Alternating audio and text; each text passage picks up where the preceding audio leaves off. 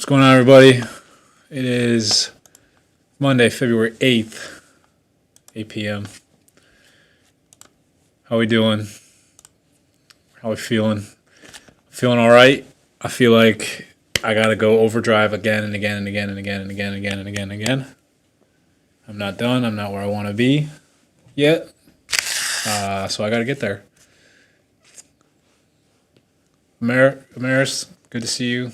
I sent out your print today, actually, of this right there. I am happy. I feel like I had a weight lifted off my shoulders recently with some news that came through, a universal download.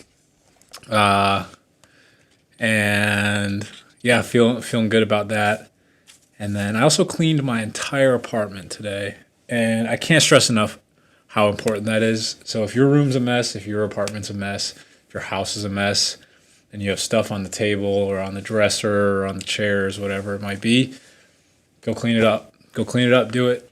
Take the morning, take the afternoon, cancel a plan, and clean the house, because it's going to help. I swear.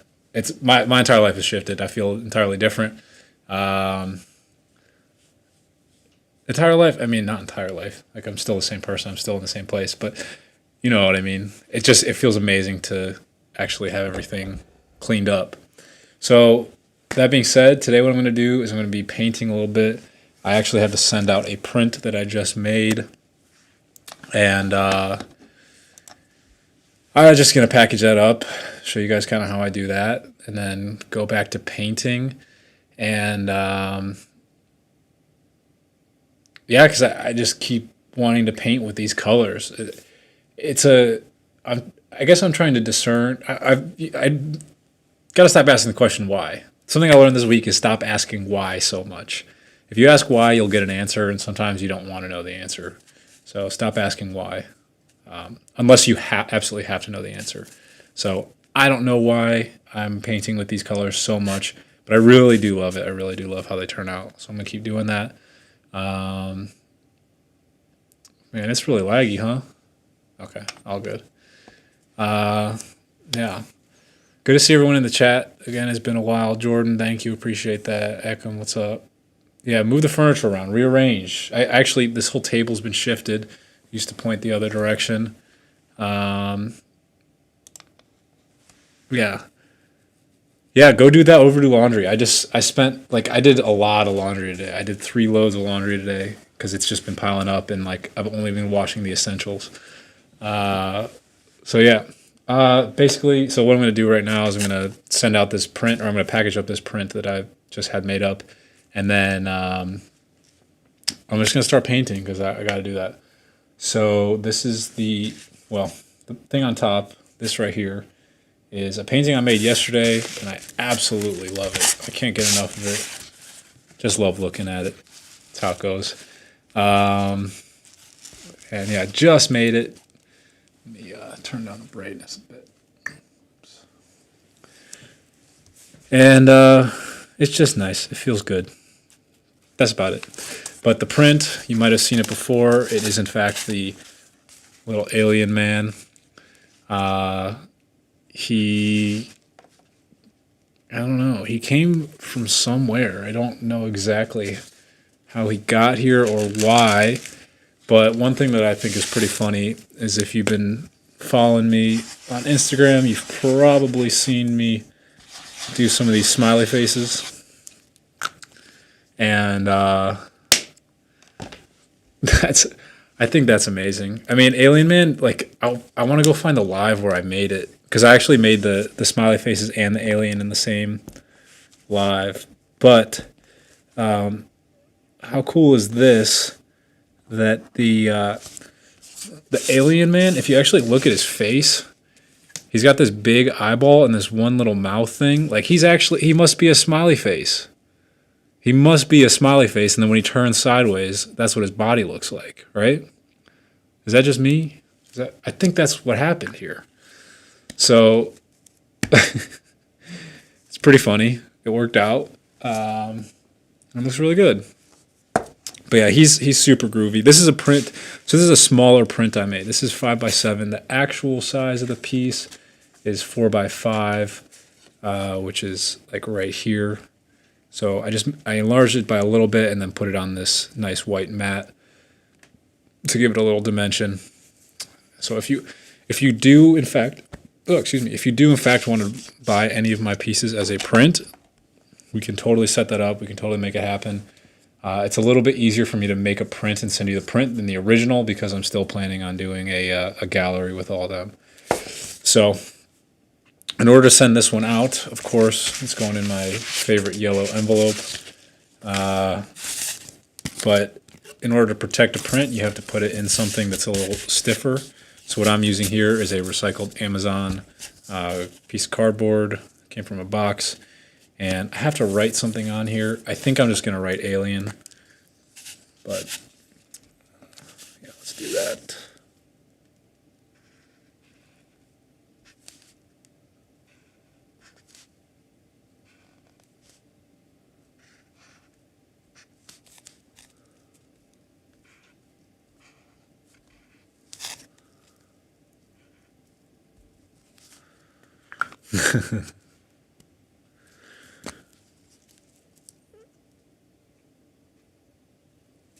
Cool. You should call him Mellow Yellow. I mean, I'm cool with that. I don't really want to give him a name. I've also claimed that it's a self-portrait. So if anything, his name's going to be Mac. But he's happy. He really is happy. And the print looks incredible. I mean, the quality is top notch. I'm so grateful for that scanner. But yeah, so once this dries, I'll close it up and then I tape it so it's nice and safe inside this cardboard.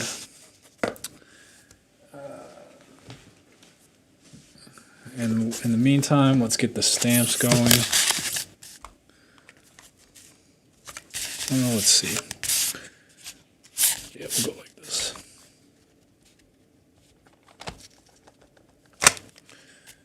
Mind.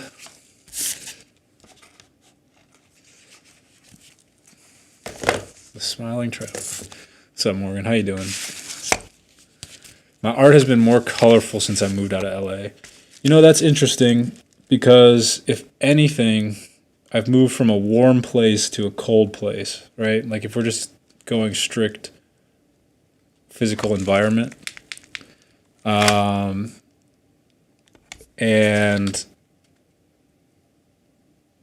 yeah, I don't know. If we're just going strict physical environment, I don't know if that had anything to do with the colors. I would have to say that a lot of the stuff that I painted before was, like while I was in LA, was inspired by the landscapes out by Logan's Ranch out in the middle of basically nowhere.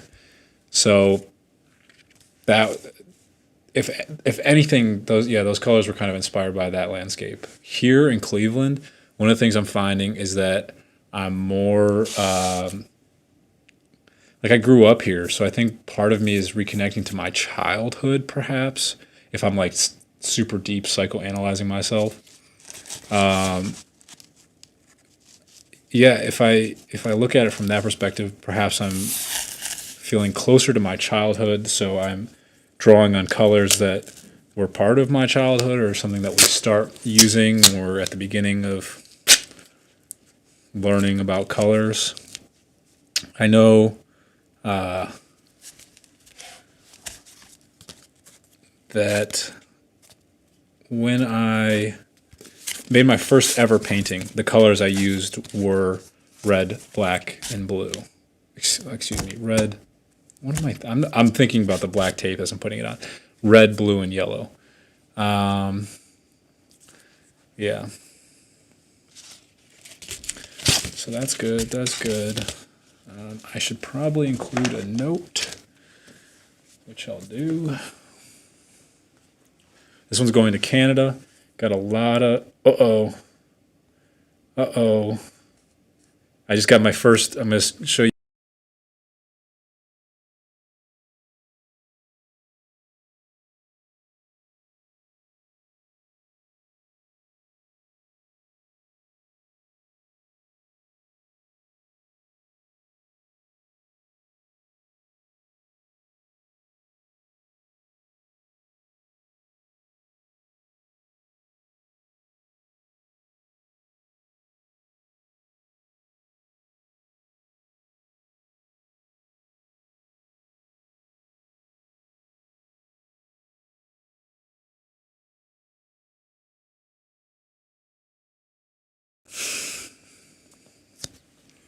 I'm gonna. I don't know what it is. I tried to fix it. I tried to figure out why the sound was going out, and I thought it was the cable. I thought it was a computer. Sorry. I'm sorry.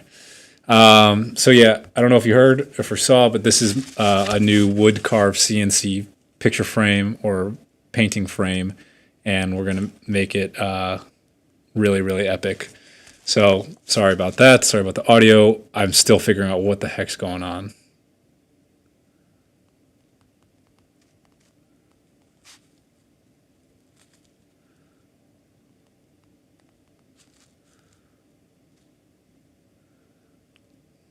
Cool. All right, we're back. We're back. Nick wants to know, why did I really leave LA? I really left LA because it was time for me to leave LA. I hope that answers your question. You know, when you're like at the supermarket and you were there and then you bought your things and then you like swiped your card or pay with cash or whatever, and then you walk out of the store, and then yeah, you're done being there. That's what it was.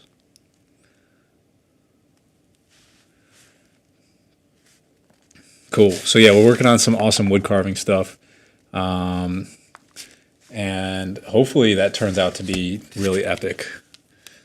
I don't know necessarily what to expect on that, but if it works out the way I really think it's going to work,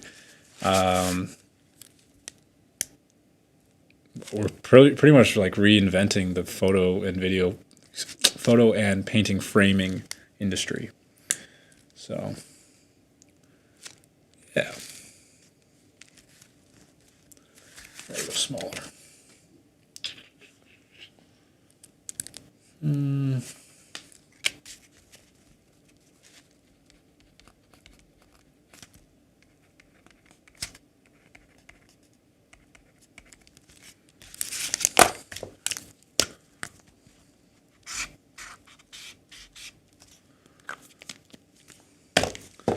Yeah, Morgan, you'd be excited to see how we did it. We're using like full on CNC stuff. This is pretty epic. I mean, it's not easy.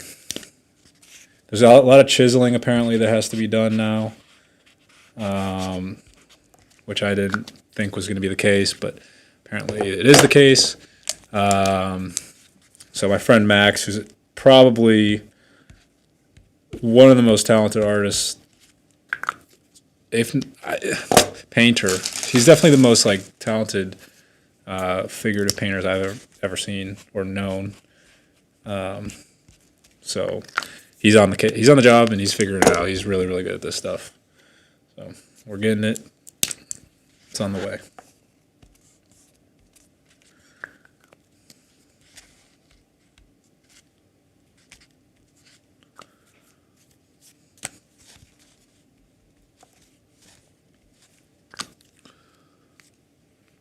Have I heard of John Bellion? Absolutely. I love his music. Actually, the first time I ever heard of John Bellion was in Hawaii with Mark Donor after I just graduated college. And he played some John Bellion stuff, and I was like, holy cow, it's awesome. Big fan.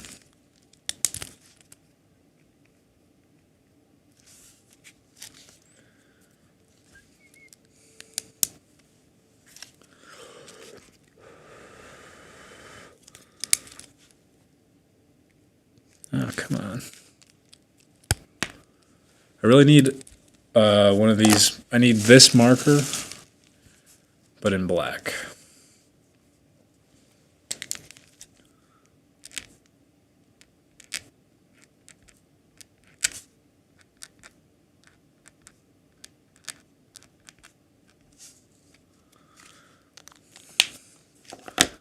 Look at this. Look at this care package, huh? You buy a print, you get a thank you note, even a little painting. How fun. I'll even sign it. Why not? Feeling the love right now. Here's a question I have for you guys. I'm in the process of like kind of going through my website. I think it needs a major overhaul. I don't think it shows me off enough. Like I definitely don't have all my paintings on there. I definitely don't have all my work on there. I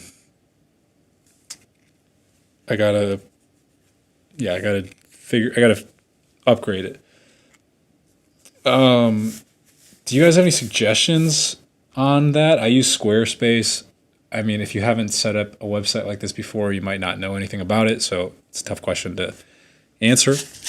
But yeah, I think it's time to upgrade a bit, and wondering if anyone had any suggestions for what they'd want to see on my website, possibly.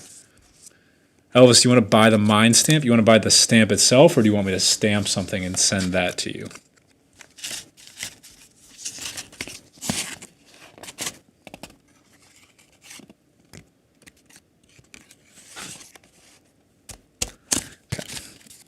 So that is how you protect a print.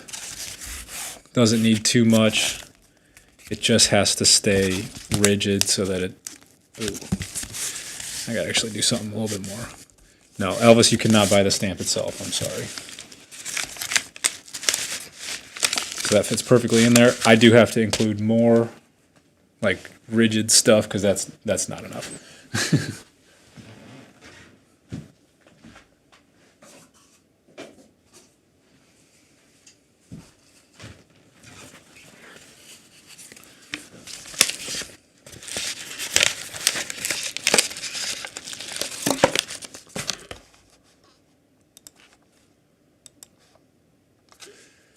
I think my favorite paintings on the website would be nice, photography photos. I've seen some of your majestic photos that you could use.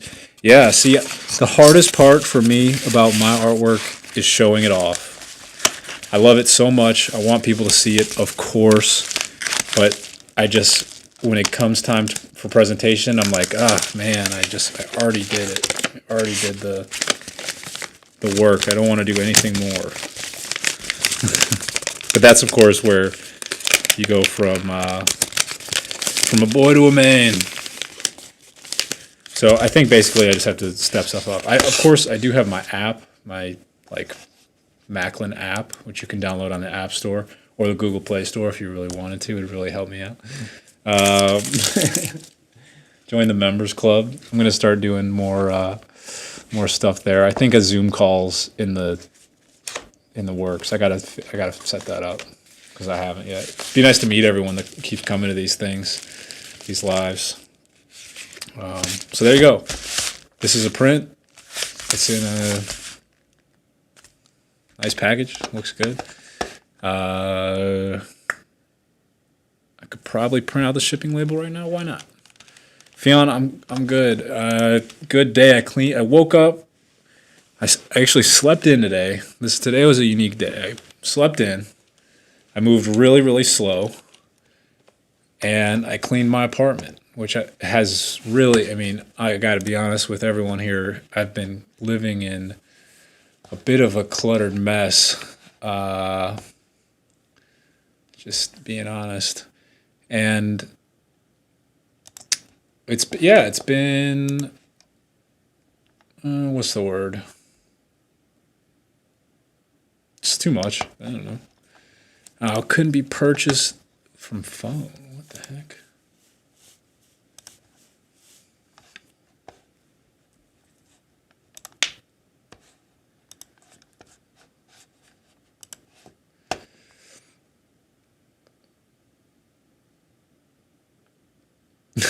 It smelled dope, dude. At the gym, listening to the most relaxing thing you could possibly listen to. Go get pumped up, bro. I'm good. Marlon, I am in Ohio. I am. Description. Painting. Quantity. 1. Unit weight. 0.1 pound.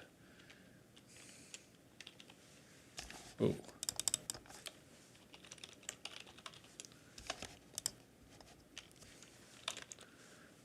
I'm in the process of filling out a customs form in order to send this package out. 15 days. So just so you guys know, I'm going through the process of when you start a business, there's a lot you gotta learn. So I'm on an app right now. It's called Shippo, and I just got a rate. I calculated the rates to send it to Canada, It's only going to Montreal, which is really not that far from Cleveland, but it still says it's going to take 15 days to get across the border. And I had to fill out customs information. And on top of that, it's $13, where to send something this size is typically $4. So you guys know, it's a little bit frustrating to send stuff.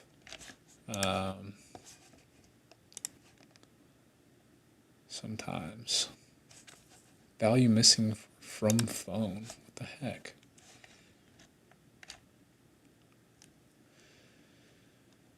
Okay, I guess I'll do this a different way.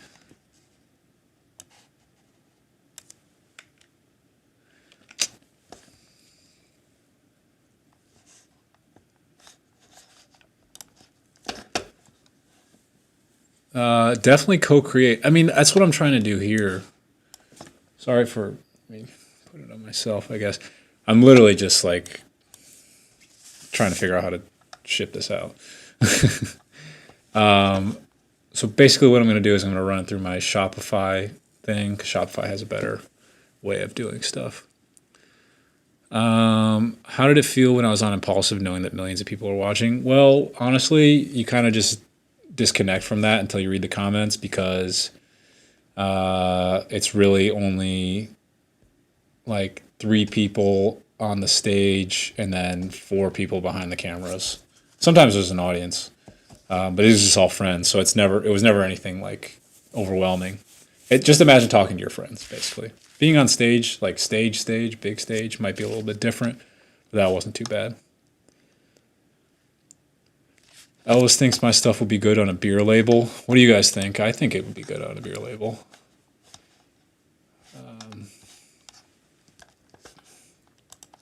So let's do this. Home. Does anyone in here run a online website or a online store? That's a good question to ask. Do any of you have small businesses or anything?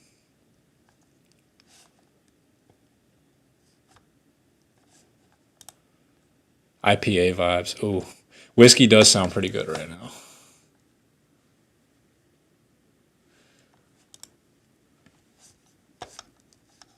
Nick, are you writing for a social media blog or something? What's the deal, man? The answer is no. Okay, I'm gonna do this through Shopify. That saves me a bunch of time. So anyway, the reason why I ask if anyone in here runs an online store or an online business, I've really found Shopify to be great. It's super helpful for just like everything. It makes everything really, really, really easy to create an order and send out an order. It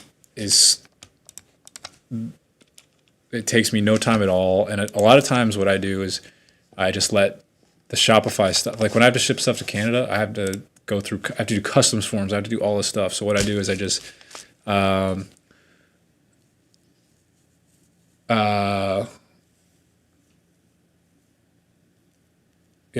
need a faster way to do it.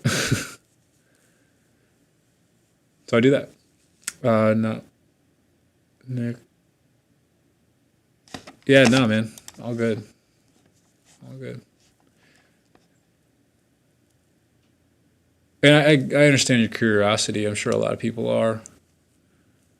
But, all right. So, yeah, so basically with the online store stuff, Squarespace is really good, but it's not great for custom stuff because I have to use a different application to do it, and sometimes the application has errors, and that doesn't help. So,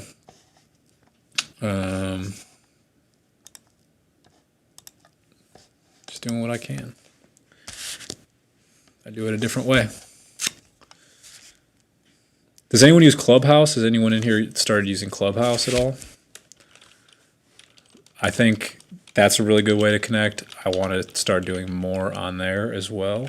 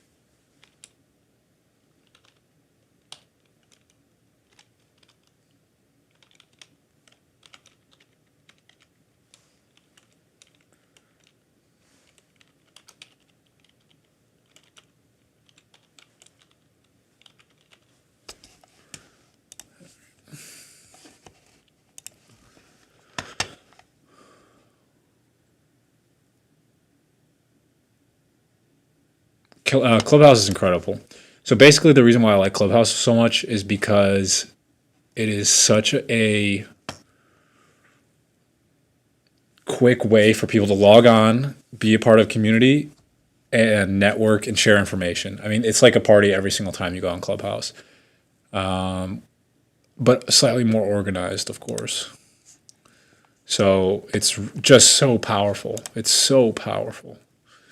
And I've been going on there. I've been talking a little bit, not too much. I would definitely like to talk more on there. But yeah, for the most part,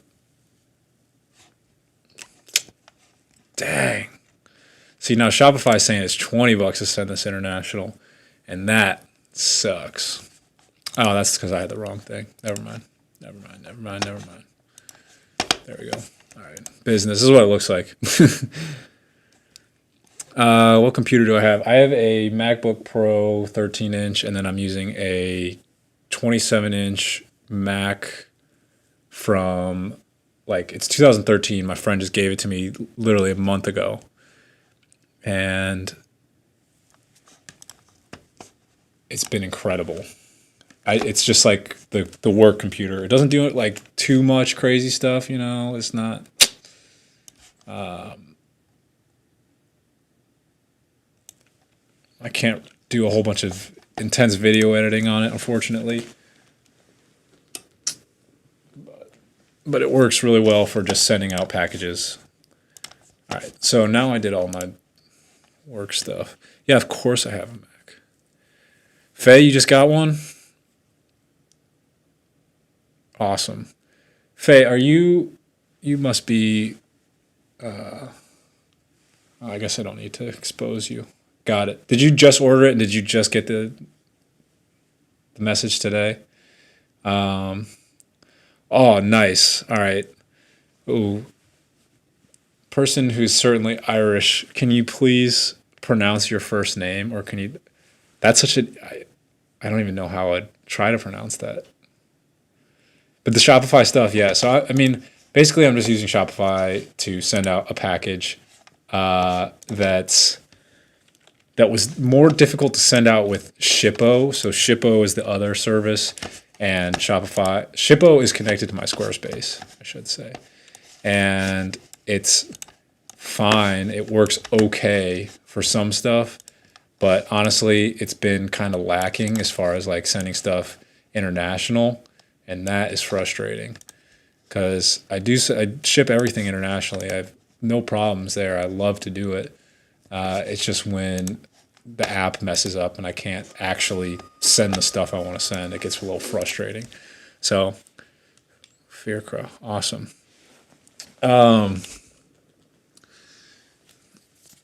So yeah, do I have an agent? Do I have a Shopify agent? Is it Shopify agent or do I have an agent in general? Like a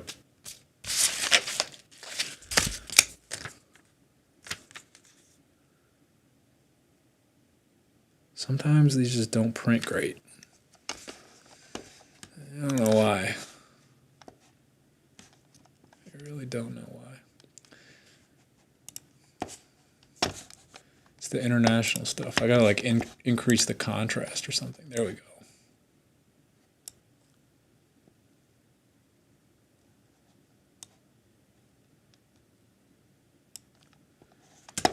Okay, let's try that. Oh, fulfillment agent? No, I actually handle everything myself. I don't take on enough orders right now to do that, so I'm not gonna pay for a fulfillment agent right now. Ideally, man, I just don't know if this is gonna work the way I want it to. It doesn't look great. But yeah, I actually don't have a fulfillment agent because my volume isn't incredibly high at the moment. In the future, certainly love to talk to you about that if that's something you can offer. But right now, no, I don't have that. It's tough. If anyone in here has worked on scaling a business, you might know about this. It takes a while. Advertising is something that I've been limited with. I haven't done too much advertising. And I think that's okay, because basically what I was trying to figure out is infrastructure and how to actually fulfill everything that I was doing. I do a lot of different fulfillment. I have tons of different orders that come in with different packages, and there we go. That's much better. And yeah, I really just have to, I had to figure it out for myself first, as you do with every part of the business. I've wanted to always be attached to every single part of my business. As it's growing, I think the goal is to, of course, outgrow that. So now we're set. This is how a print gets sent out. If you get something from me, it looks like this. If you get a Mind book, it looks a little bit different, but this is now going to Canada. And that person will get it at their front door. How fun. All right, let's do the fun stuff. That was work.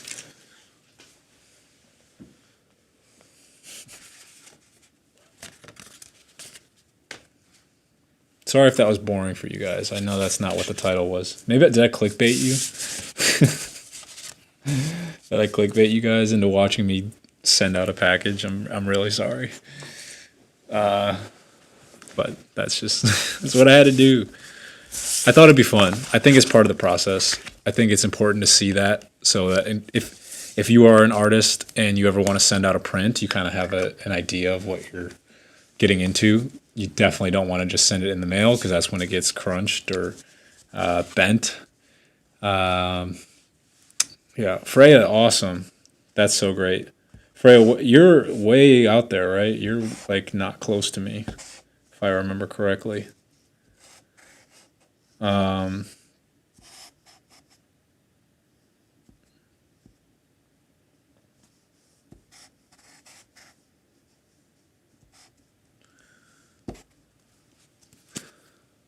UK, that's right. That's right. Oh, because you're on here and it's like 2 a.m. over there. I started early because of that, right? But yeah. So yeah, the goal there was to, if someone is an artist in here, or even just, someone trying to send a nice letter to someone, if you're going to send it out, do it right. Make sure you include, a nice note. Make sure you put it between two pieces of cardboard so it doesn't get bent, or a couple pieces. All that. I use a few from overseas in the process of getting new in the States. You'll get the best ones by word of mouth. There's Facebook groups for this. Well, awesome. Hey, yeah, definitely stay in touch. I don't think we've ever met. So stay in touch. I mean, as the business grows, like, I'm going to need help. I definitely believe in word of mouth and taking recommendations for friends or people who, even come by and watch me paint on a live stream, because we're connected somehow. And it's valuable. Your information is valuable to me, and I always try to make it equally valuable for the person that recommends something to me or puts me in touch with the right people. The thing that is different, a little bit different about my stuff too.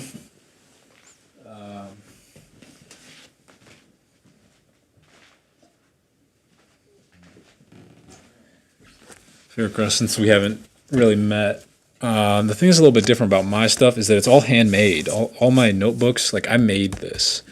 I put it together. I actually did it on live stream. People in here can attest to that. They watched me do it the other day. And actually, no, not these ones. I made these while I was watching a Matisse documentary. But basically, the power of my product is because I made it, because I physically made it, me, Maclin. And I've often gone back and forth, and it's still an open debate, and I'm always interested to hear ideas about what people think about this concept of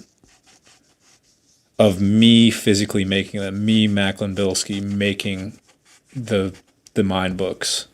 Does it matter? Does it affect the product? Does it change the idea of what it is? Does it ruin the feel if it's not made by me.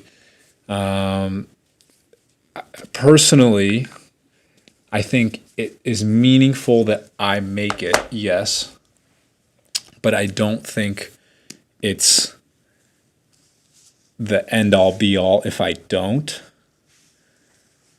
right? So if I'm not the one that manufactured it, it's not the end of the world, but it does have an impact. However, what if it was made by, like my brother? My brother's 17, and he's just chilling, right? Like he plays video games sometimes. So what if I was like, hey man, I just got 100 orders in. Can you help me make some mind books? Would that change it? Like they're still handmade. They're still, connected to me. Or my sister, who she's a very, very talented artist as well. I say as well because I'm including myself in that because yeah. But anyway, she's a super talented artist. Clearly, she's got some magical hands. She can make something great. What if she made one? What if my dad made one? What if my mom made one? What if my friend Max, who's helping me with this wood carving thing, made one?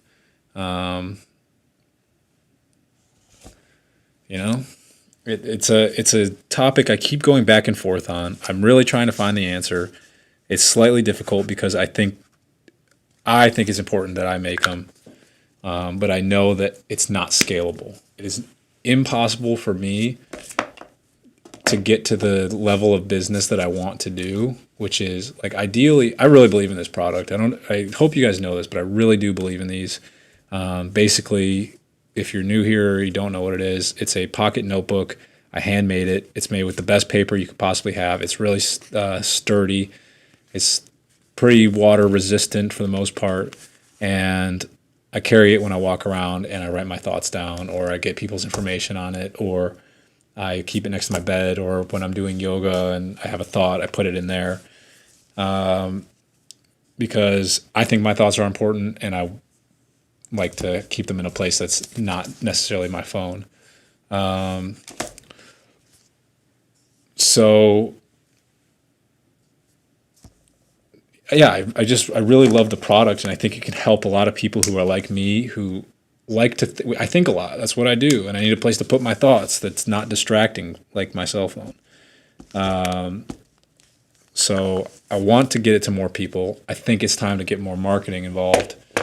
But yeah, to scale it to the level that I want. I mean, if there's one of me in the world, and I think, I don't even know how many I've sold to this date, but that however many people there are that have bought them, I imagine, there's at least 100,000 people in the world that might want one of these.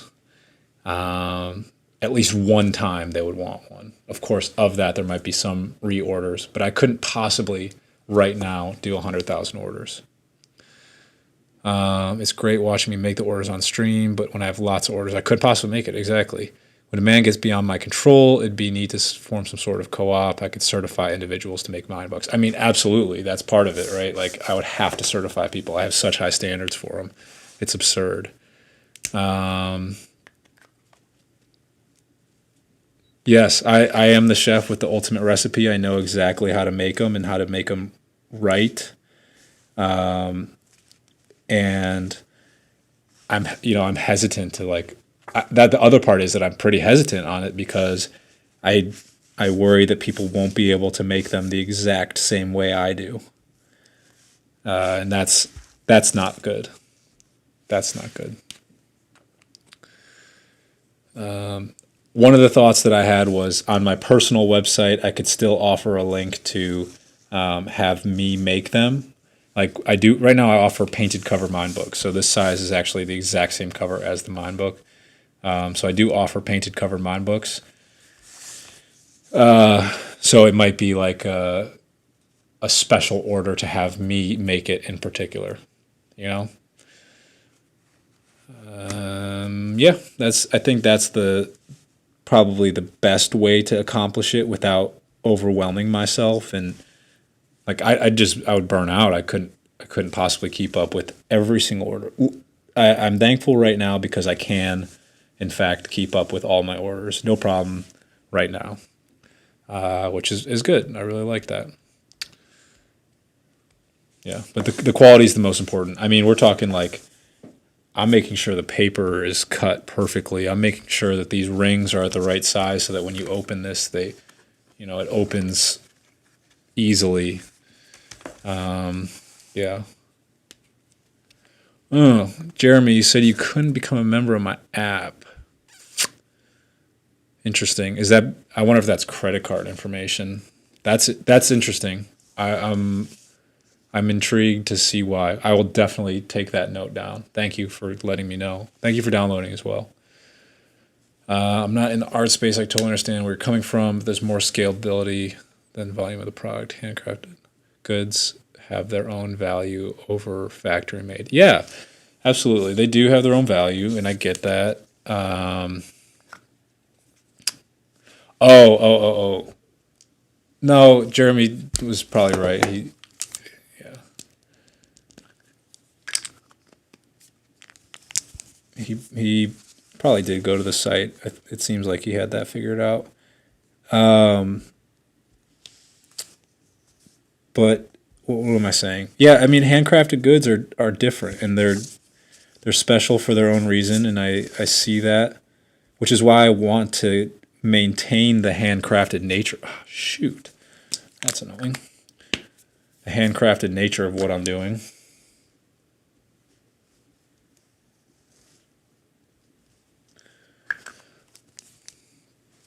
The problem is individual order logistics. I'm sure you can find a logistic company. Yeah, no, I don't have it. So the logistics issue for an individual order came because I had to transfer one particular order of a photo print or a painting print to my Shopify in order to get it through customs, essentially, because the one thing I was using wasn't very good. Other than that, like everything related to the Mind Book is really, really streamlined, no problems at all. Yeah. Oh, it's just because you're 16. I see. Also, David, sorry, I have not done an art critique, and I have not put my work in a gallery yet. That's kind of what's coming this year. I haven't had enough work to show, so that's why I'm on here painting a lot lately. I just have to keep going. I just have to keep doing it, and eventually I'll have enough. My friend Max is actually in the lab right now. I don't know what he's doing. I should probably check in and see what that's.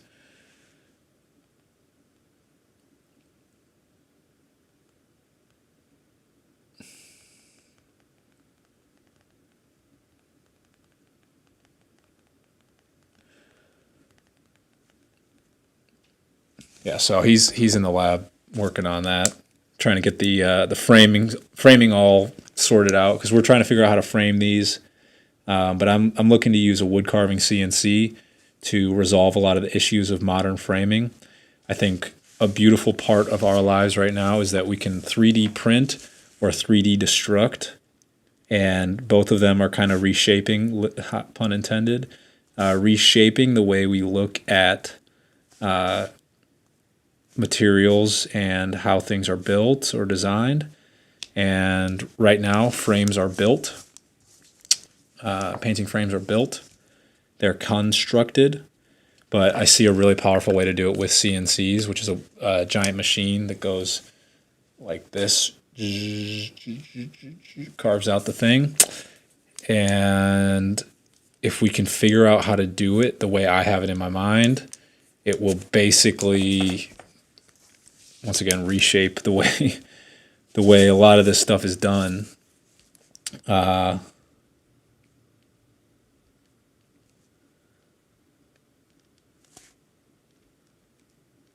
And that's what I'm trying to do. I'm pushing art forward with that. So once we figure it out, I mean, it's going to take a second. I don't think the first one's going to be perfect. Unfortunately, I already found some flaws with my design. But once we nail it down, it'll be just so much better. And that's how it goes. It's iterations.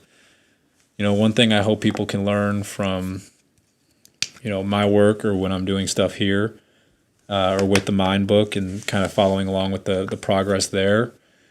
If you go back on my channel, you can watch a lot of the videos of me kind of developing this product, and they're slow and they're a little bit boring, but I really did my best to tell a story over time about how a product develops and gets to, like this, I would say it's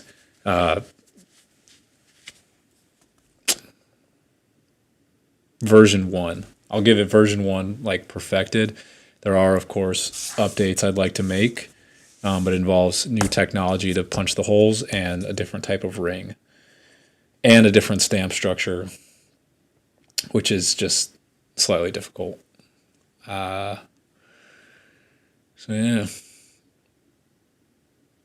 yeah. And to go back to the chat, I would definitely be stressing out if I had to watch someone make a Mind book. I watched someone cut the paper for the Mind books the other day at Office Max, because I did start outsourcing that, and that saves me a ton of time. I figured it's not too important if I cut the paper. It's just important if I bind it, put it together myself. All the pieces coming together are already cut, so I'm just saving myself time there. They come in a 5x7, so it's about that size. And then I just have them cut it one time. Yeah, and that's the thing, right? Like someone going back, I actually did have someone kind of mimic the product. Very flattering, very cool to see someone do it, but ultimately I asked them to stop. And they did. They were very kind about it. But yeah, it's... what's the word? Iteration is a slow process, and it's amazing. Like, it's always amazing to me how every time I find something new, it's like I'm reinventing the wheel, and I can't believe it took me that long to figure it out, but it's just how it works. It's just like the name of the game. You don't have a clue what you're doing, and then all of a sudden you're like, oh my God, I've been doing this all wrong the entire time. And then you never go back to the way you're doing it before. It's just how it goes. It's so funny how many times I have like those aha moments without just, oh my God, it feels so stupid, but figure it out. And it's fun. It is a lot of fun, but it's slow. It's so slow, and it doesn't translate well in this high-paced world. Like the iPhone wasn't perfected on its first one. If we were still using the iPhone 1, we'd all probably not use the iPhone. But what do I know? I don't work for Apple. I do have some good ideas for Neuralink. Is anyone in here familiar with Neuralink or what Elon Musk is looking to do with brain implants with the Neuralink team? Is anyone familiar with that? Are you familiar with that? I'm sure you've heard about it. If you're on the internet, you've probably heard of Elon Musk trying to implant people's brains with computer chips. What do you think about it? I'll give my take in a second, once everyone else has kind of weighed into it. I don't want to sway your opinion. Ultimately, I probably will sway your opinion. That's kind of the goal here. Man, this blue is it's really looking good right now. Sometimes these markers are fantastic. Other times they're not. But like, wow, the blue is coming out great. Pigment's really nice right now.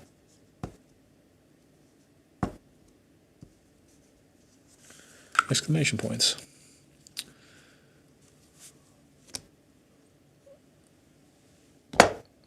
So we're saying Neuralink can be good, but not for everyone. Seems a little weird.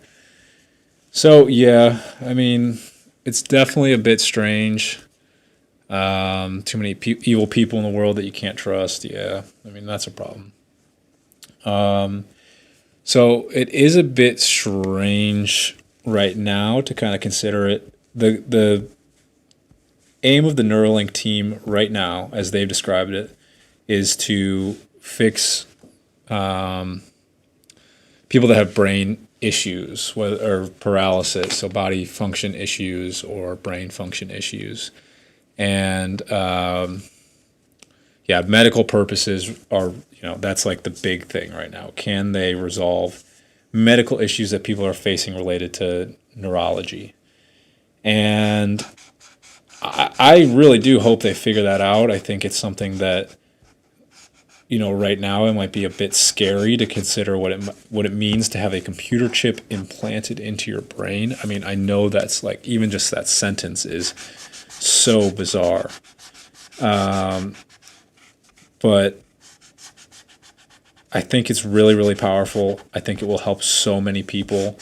There are a lot of functionally disabled people in the world who need help, and there's no real answers or solutions to fix that. My theory is that, if we can interface our computers with the brain, if we can interface our brains with the computer, we're going to kind of hit that quantum leap of intelligence that we've been designed for as human beings. It's terrifying, and the brains using that technology will need to have an incredible bandwidth within themselves. And I think that's kind of what we're seeing with a person like Elon, who's just a freak genius, to be able to, he'll be able to basically command a computer terminal or a computer in the future, pretty far out, but command a computer entirely with the brain. Gives us a lot of power. Of course, yes, if the wrong people are using it, that's when we get hurt. But yeah, I don't know. I see a lot of benefits in it. So I am Team Neuralink. I will show support there. I think it's powerful. And, we hope that the good guys use the technology, not the bad guys. But that's kind of how everything goes, right? Bitcoin's a great technology. Bad guys use it. Good guys use it. Bad guys use it. Weapons, good technology. Good guys use it. Bad guys use it. So we gotta sort through all that. But I believe in it. That's what I gotta say.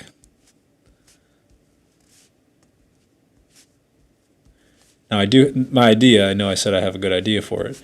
My idea is very simple.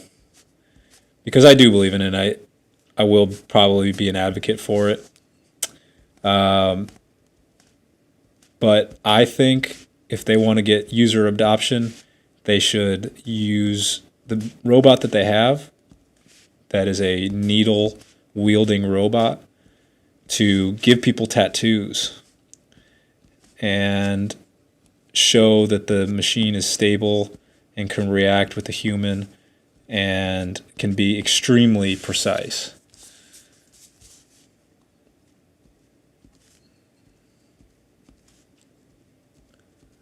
And I volunteer.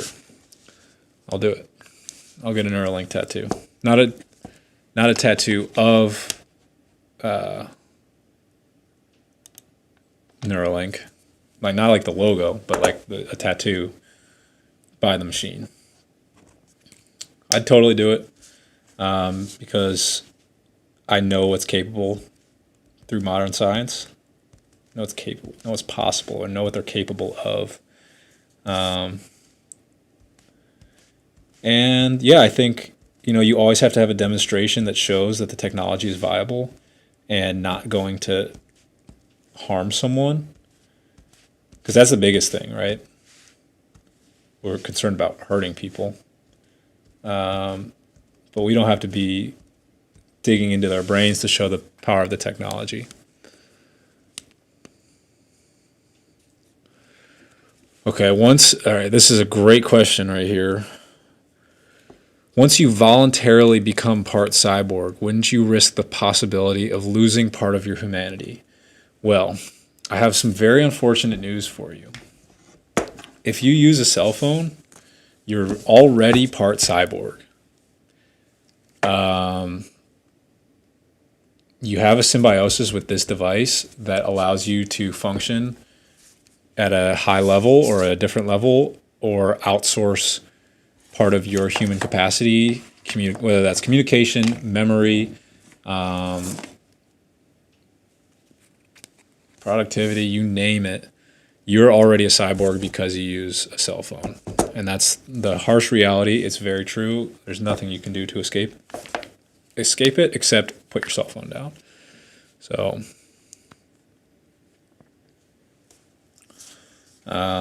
yeah, sorry to tell you like that, but that's what it is. Yeah.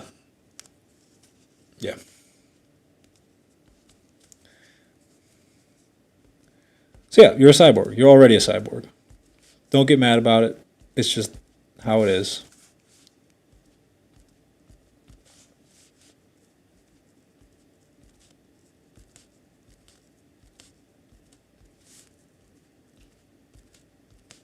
And you're voluntarily doing it.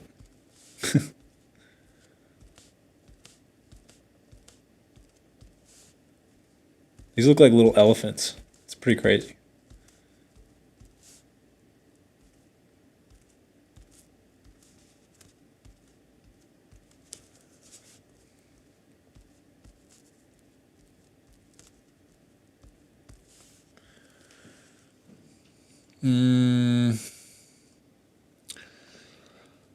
I feel like there are other ways to incorporate biotech into our lives. Brain's powerful, use frequencies or something to expand our brain's abilities. I mean, that's what the chip is. It's the best way to do that, you know?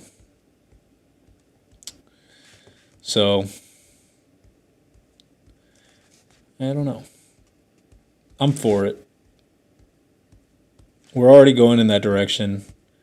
We have to be careful about artificial intelligence, and we have to be able to keep up. So, yeah, carrying a cell phone is super inconvenient, and it's actually causing a lot of harm. I don't know if you guys know this, but it's messing up people's bodies, their necks, their heads, their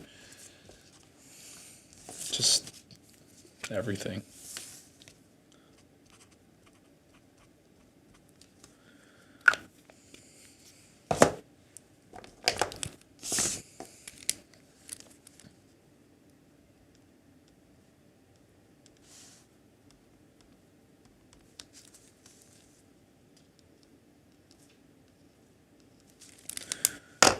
Really loving them.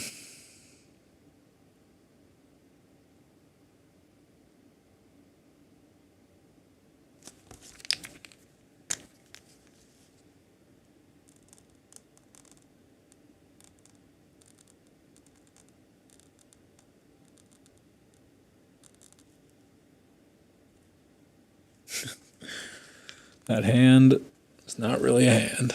That's all right. Changing shape for these screens. Yes, that's a great sentence. And we really are. Unfortunately, we're changing our entire lives to kind of fit the mold of these cell phones. My artistry now, like I scan these in super high resolution so you can see them on your phone better. Like that's just part of it, you know. It's pretty cool. I mean, it makes the art look really great. So I'm not mad about it. At least about that part, but I don't like that at all.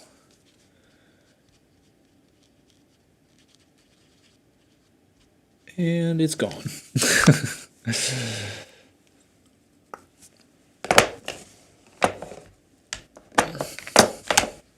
Switching topics. When did I fully dive into art and start chasing it as a career? So after college, which was 2017, I moved to Colorado and was a photographer for Major League Baseball. I was 22 years old at the time. And I was like just amazed that I got a job doing that. And then all of a sudden I was like, wow, this job sucks. I don't want to do it anymore. And I quit in, I want to say July 2017. Yeah. Quit my first ever job, July 2017, to follow my my heart and passion as an artist. Now, I've been doing creative stuff for a long time, so I had a lot of experience in work in that world.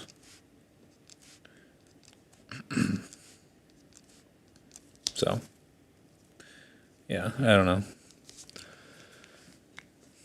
About then.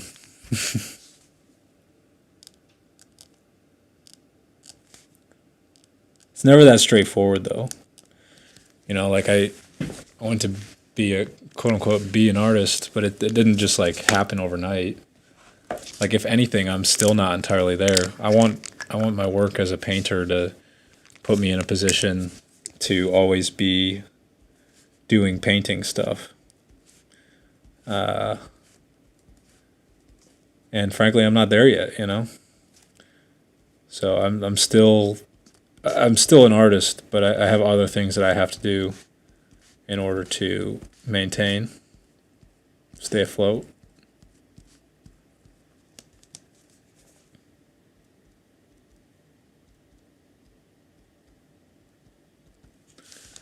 Still in the same world though, mostly photography or video stuff. I really don't do video stuff anymore though. That's like the last thing on my list of things I want to do for other people. Unfortunately, it just really isn't my jam, as they say.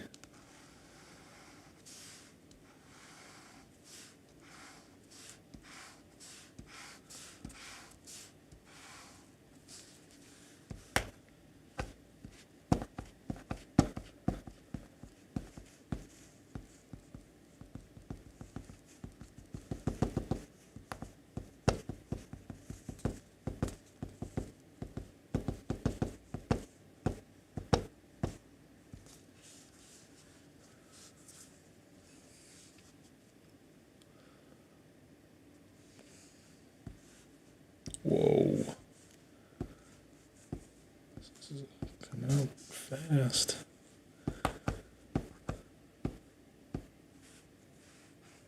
These markers are touchy. Holy cow. I don't know if you saw how quickly that came out, but that was fast. My friend and former coworker graduated as an art major, interned for a lady who owned a gallery. She wants to open her own gallery. That's great. Yeah, I mean there's got to be people that want to have galleries. It's tough. It's a tough business. I don't know enough about it to really speak on it, other than I know I got to get my work in galleries so that I can continue to share my stuff. And by in galleries, I mean I think I want to just make an exhibition for myself to kind of get the ball rolling.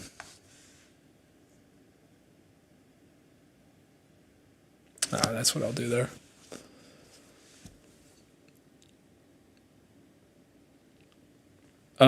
Yeah, so as the question is, have I ever thought about writing a meditations, reflections type book? I don't have that right now. Where is that?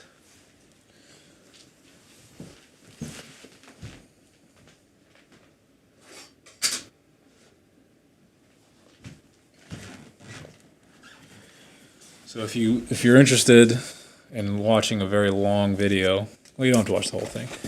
But one day I went through and I read everything I've ever written in this box, which is just a fat stack of basically all my thoughts that I've ever written and cared to share, basically. I still have more in other notebooks and whatnot, but this box is entirely full. Yeah, full of thoughts. So I've written quantity wise. I've written a book's worth. You know. I'll leave that as it is. But I don't want to. I don't know. I feel like I've lived a lot. I've seen a lot. But with, philosophical ideas, they have to be tried and true. And I believe in a lot of my philosophical ideas and the things that I've experienced in life and things I've written about those experiences. But can I verifiably say they're true without kind of living on in my life and taking my presumptions, living with my presumptions, moving through the world with those presumptions, and then verifying them through trial and error or over time? And, I think Marcus Aurelius wrote that through his entire life, or, in his years as the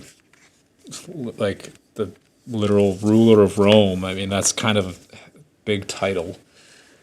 I don't rule Rome currently. I have a good sized audience of people that are supporters and really great to me. I'm always appreciative of that. But is my philosophy as encompassing as Marcus Aurelius's might be? And that's not to compare, because I'll never be able to be the commander in chief of Rome. I mean, it's kind of, days are gone on that. Perhaps I could be president of the United States if I really wanted. It sounds like a pretty sucky job. I could do it. I could definitely see myself either as the president or a part of the team. But yeah, I don't know. It's not my cup of tea. It's not really what I'm looking to do.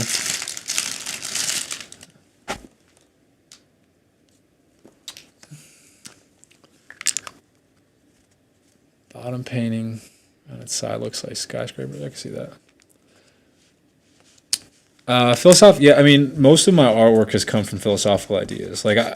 Honestly, I'm mostly rooted in like a philosophical approach to the world and seeing everything through some sort of lens that would activate deeper thought on it. Because it's always deeper than surface level. Everything can be taken to a philosophical level for sure. The green is back. Yes, it is. Sometimes you got to expand. But yeah, I mean, short of the answer is, what do I know? I'm 25. I'm just a kid. I think I have the answers. I think I figured out a lot, but geez, there's some stuff out there that I don't know about. There's so many more things for me to learn that I don't necessarily want to publish a book on philosophy or whatever. I mean, I don't know. It's tough to say though, right? Because I do have stuff that I do in my daily life that really helps me and makes me live a better life. And those things might be valuable to share. So I'm not opposed to sharing that. That's for sure. Maybe the answer is I just gotta figure out how to do it right. It's not that easy. Writing a book, anyone can write a book. Not anyone can edit a book and release it to the world. That stuff's hard. That's the hard part. So yeah. Because now you got to make an audiobook. I helped make Mike's audiobook, and that was a long process. Holy cow. I was not prepared for that. I guess I was. I was actually very prepared for that. And I did enjoy the process.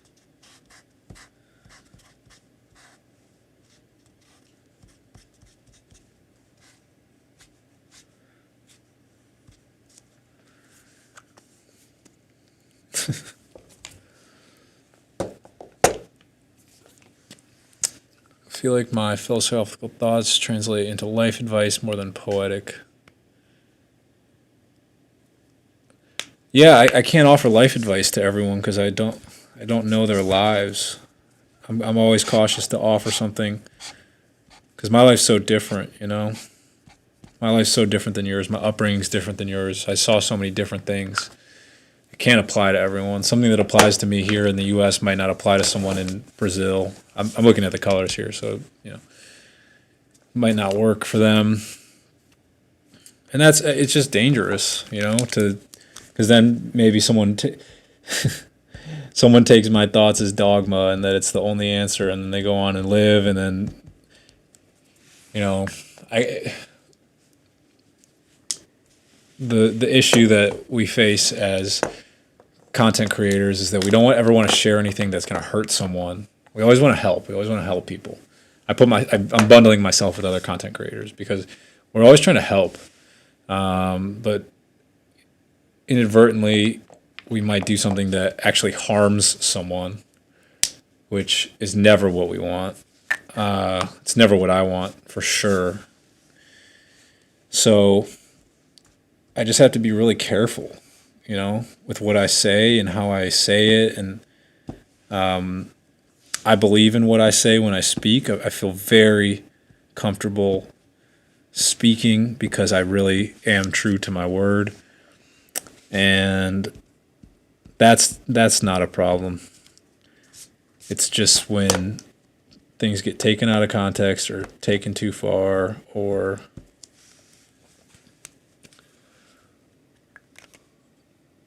I presented an idea that made sense to me when I was 22 because I was in a different mind state than a 25-year-old or a 30-year-old with kids or whatever.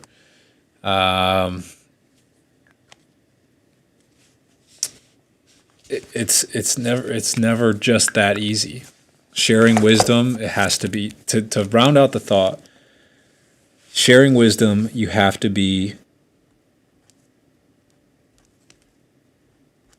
look at it from all perspectives. From all perspectives. And that takes time. It simply takes time. So the answer is, I think I could probably write a book on my thoughts and ideas, which I've done. I have all this. I'm more than happy to share a book of poetry. A lot of my poetry probably is philosophically involved, but I would never present it as a book of philosophy, and it takes time to edit stuff. So I'm going to take my time. Xavier, thank you. I appreciate that. Saggy, yeah, I did. Football.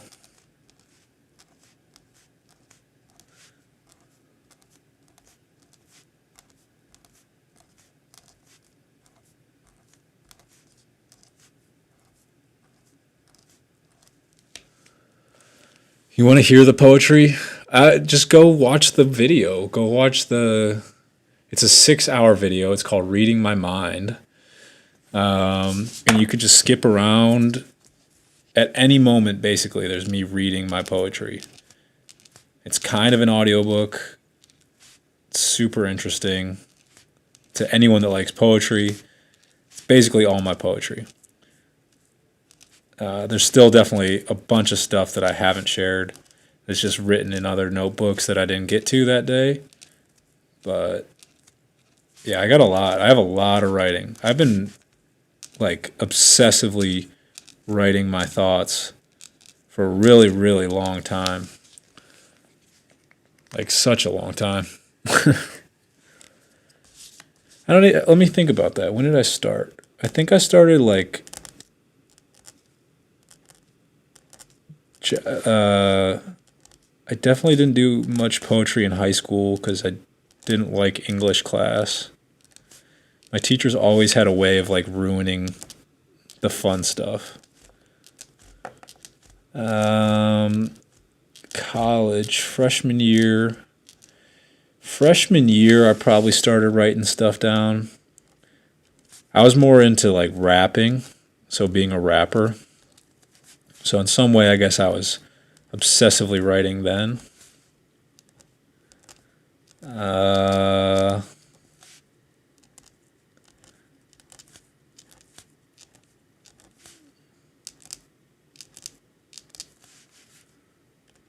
Yeah.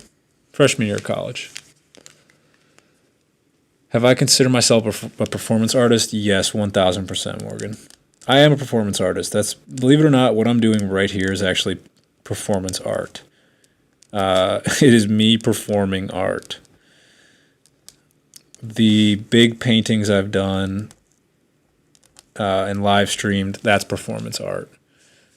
The reading my poetry for 6 hours on a live stream, that's performance art. In the sense of that I am performing, and it is really a staged show to present my artwork. Yeah. So yes, I definitely consider myself a performance artist. Yes.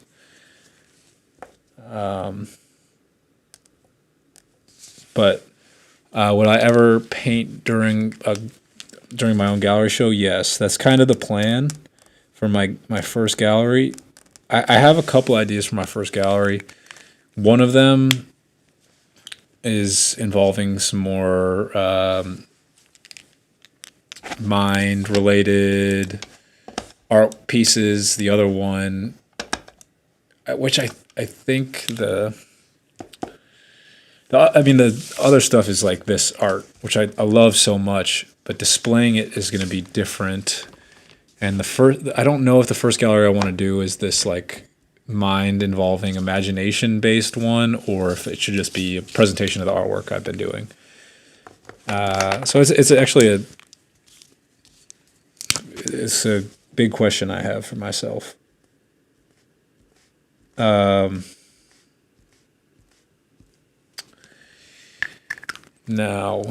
yes, the answer is yes. I actually want to be making mind books at the gallery. I want to make a mind book, and then I give it to you because it's part of your ticket price. And then you walk around and you write your thoughts in the mind book. I think that'd be pretty cool. The question asked, is art washed? It depends on what category you're talking about. I don't think so. I think people are still innovating. I think people will always want to have artwork on their walls. I think people will always want to have custom, one-on-one pieces. I think artists are still innovating, like myself. I mean, I'm literally using futuristic technology to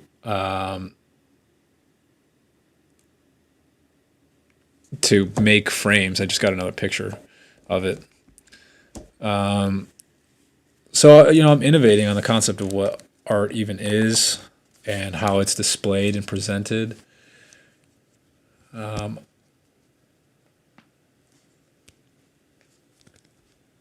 don't know. Is art washed? I don't think so. Good night, Fear Crow. Thank you for coming by. I don't think art is washed. Maybe some parts of it. Yeah.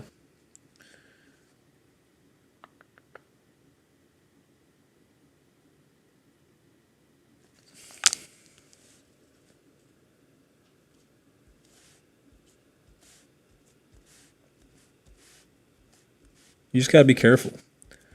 Because some people, I learned today, if anyone's familiar with Seth Godin, he's a very popular author in the marketing world. He kind of talks about hacks versus, I don't even know what the versus part of that would be, but hacks being people who are just, they recognize what the market wants and they provide that, versus the people who really, truly, deeply care about it. For example, perhaps a pop singer who's like, well, I made this song one time, it worked really, really, really, really well, and I'm never going to do anything else ever again because that's just what the market wants, and all I have to do is make this song, and it works.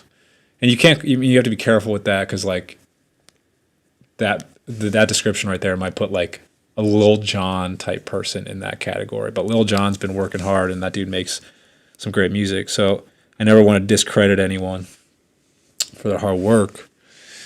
But yeah, you just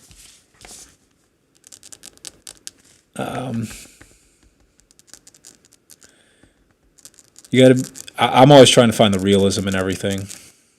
That's my biggest aim. I do art because I love art. Ryan's asking, what do I mean by washed? So washed means like, man, they don't even care anymore. They're just doing whatever because they can do whatever and make money off of it.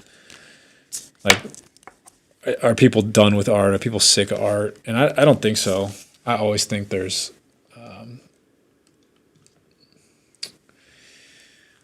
room for improvement. There's room for improvement in everything, in every category, always.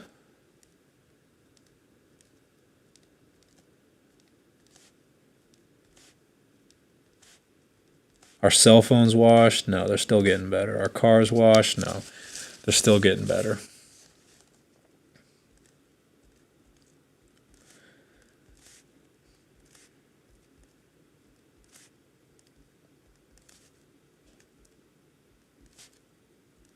I love this small white marker. It's probably my favorite new art material. Here's a little thing that I've been thinking about recently. So I keep finding myself getting paid for a project I worked on, and then as soon as the money enters my bank account, I'm at the arts craft store buying new materials. Buying new materials. I keep getting frustrated with myself because I'm like, man, I should be putting some of that money away. I should be, I should really be conscious about how I'm spending this money and what I'm doing with it. And then it dawned on me that I am being conscious with how I'm spending my money. I'm spending it on my artistry and reinvesting in myself. And there's literally nothing more powerful than that. So I immediately forgave myself for spending all my money on art supplies. No hard feelings. Because it's what I'm supposed to be doing. I want to be an artist. I am an artist. I spend my money on art supplies. It makes me more money.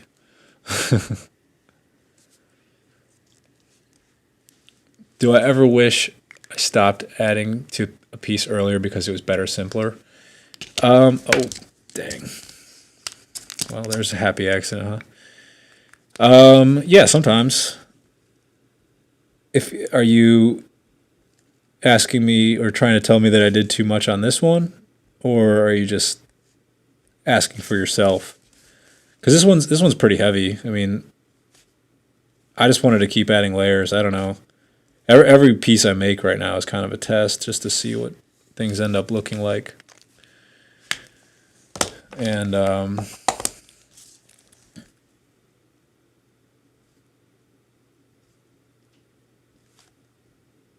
it's working well.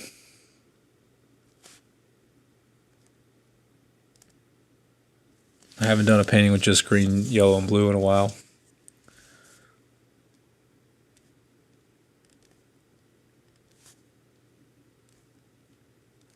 And black.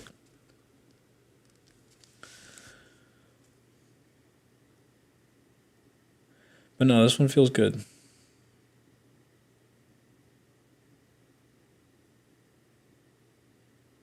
I wish I would have done something different here, but the big white ovals. I mean, yeah, sorry. That's why I added the white back on top of the black. I do have other pieces that that have just the big white ovals. If you really, if you're offended by it, there's other pieces. Trust me.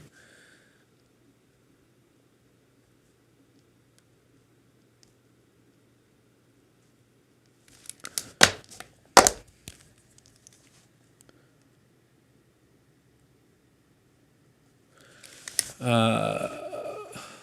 I meditate? Yes, absolutely. I meditate every day if I can.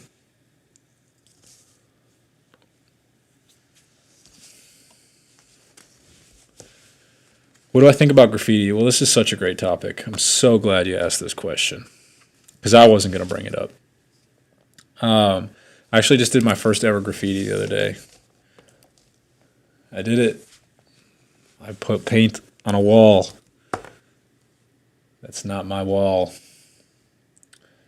And I have, for my entire existence, not my entire existence, but for a long time, hold on.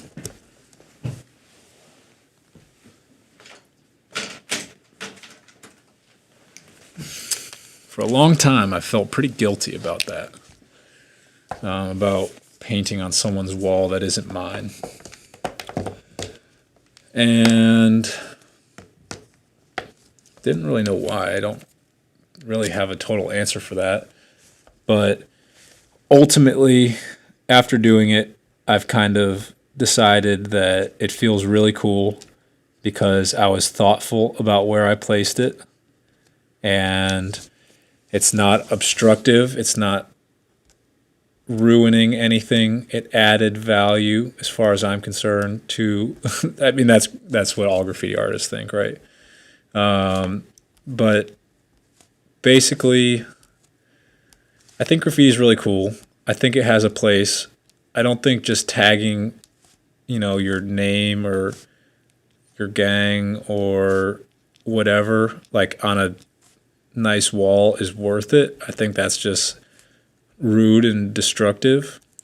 But I think if you can be smart about it and put it in a place where it fits in with the scene of the building, then you're not really hurting anything. You're just bringing your art from inside your closed doors outside in the world. That's my new, my new philosophy on it. So I don't know. You're gonna do what you're gonna do. I would encourage everyone, if you're interested in graffiti art, just don't be a jerk. Don't be a jerk. Don't do stupid stuff.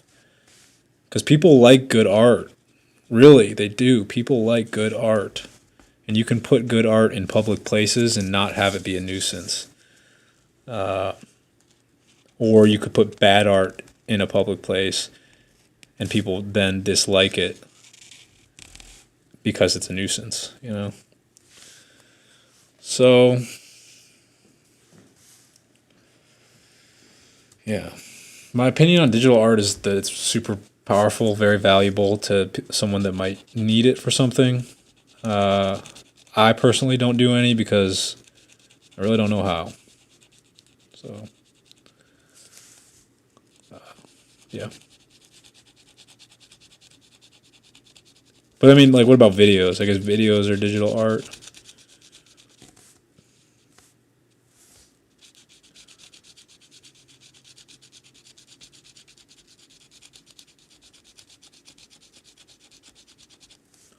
Like videos.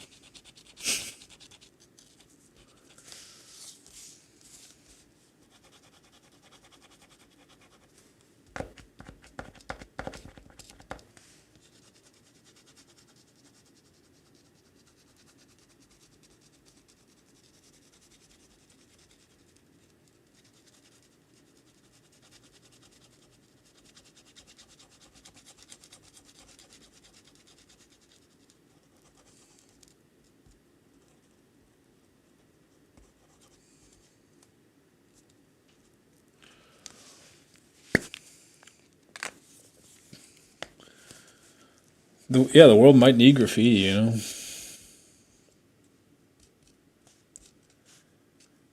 It breaks up the monotony of some things. Again, I think it's so important to be like thoughtful about where you put it. I can't stand when I see some stupid tag on like a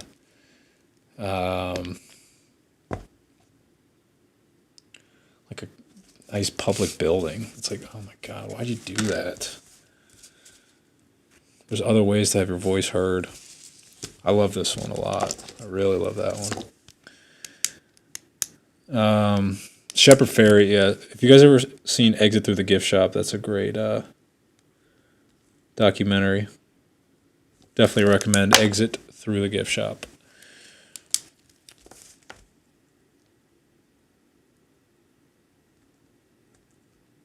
If you're interested in graffiti. Or just street art in general. I like this a lot. I'm glad I made it super busy. It's like a lot to take in though. Holy cow.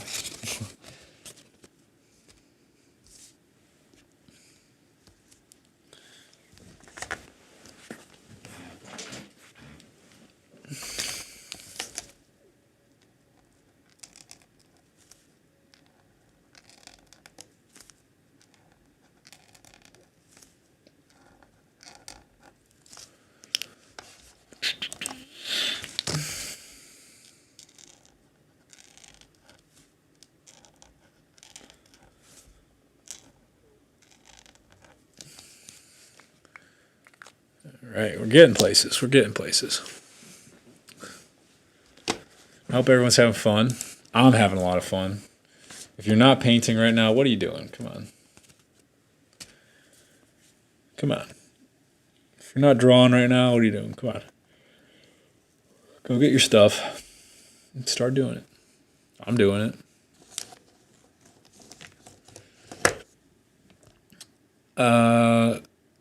Xavier, that's a good question. So Xavier asks, do I always have a meaning behind a piece, or is it based on feel? So yeah, all of these have been based on feel. I started with a smudge of a color, and then I used what I consider a reverse OCD mindset to bring it back, to balance it, to level it out, to organize the chaos. I created a mark on the page. The mark looked good, but it needed to be completed. So I took my other tools, a la other colors, and added balance to the image. That's really all I'm trying to do. It's nothing too special other than create unique composition, which is a word I often forget to use. Use unique composition to complement the piece.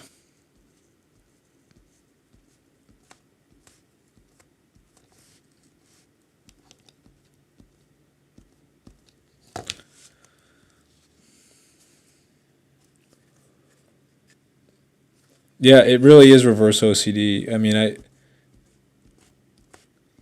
I don't know if a lot of people know, but like that's something I used to struggle with pretty heavily. Which is, I mean, believe it or not, why I think I'm so patiently able to just draw the same, same line over and over again, or the same pattern over and over and over and over again. And yes, I'm doing it small here, but it's this ability to balance an image that I feel is because of what's it called? Obsessive compulsive, or an obsessive compulsion to have it be balanced. Because if it's not balanced, it doesn't feel right, and then I feel uncomfortable. So I mean, if you look at it that way, I have on a blank page. If I take a blank page and I put anything down, let's say it's. I guess I grab black. I want to start with black. All right, so now I've put this down, right? I like it, but it's not complete, and because it's not complete, I'm uncomfortable. So in order to make myself comfortable with this image, I have to add things to it. That's as simple as I can make that, I suppose. I love the white on the pink. That's really great.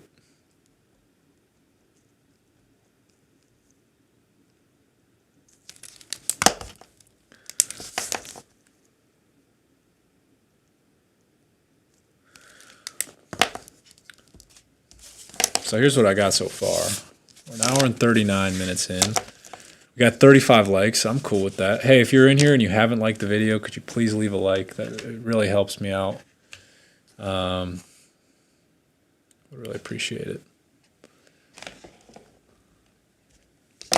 Just please leave me a like. That's all I want. No. But yeah, these are looking pretty good. They all feel really busy. They all feel busy. And I wonder why. I mean, this is super busy. This one, super, super busy. This one, without a doubt, like lots of busyness, lots of marks. It's pretty bizarre.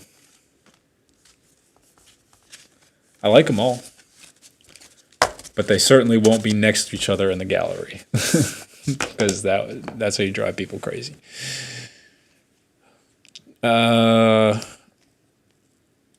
Jordan, hey, that's the kind of message that I live for. If you're reading in the chat right now, Jordan says, after watching you paint for a few weeks, I finally just tore my spare room apart and found some oil paint brushes.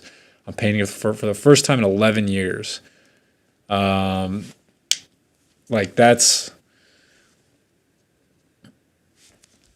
I mean, it's a compliment. It's more than a compliment. It's like validation for all the work I'm doing.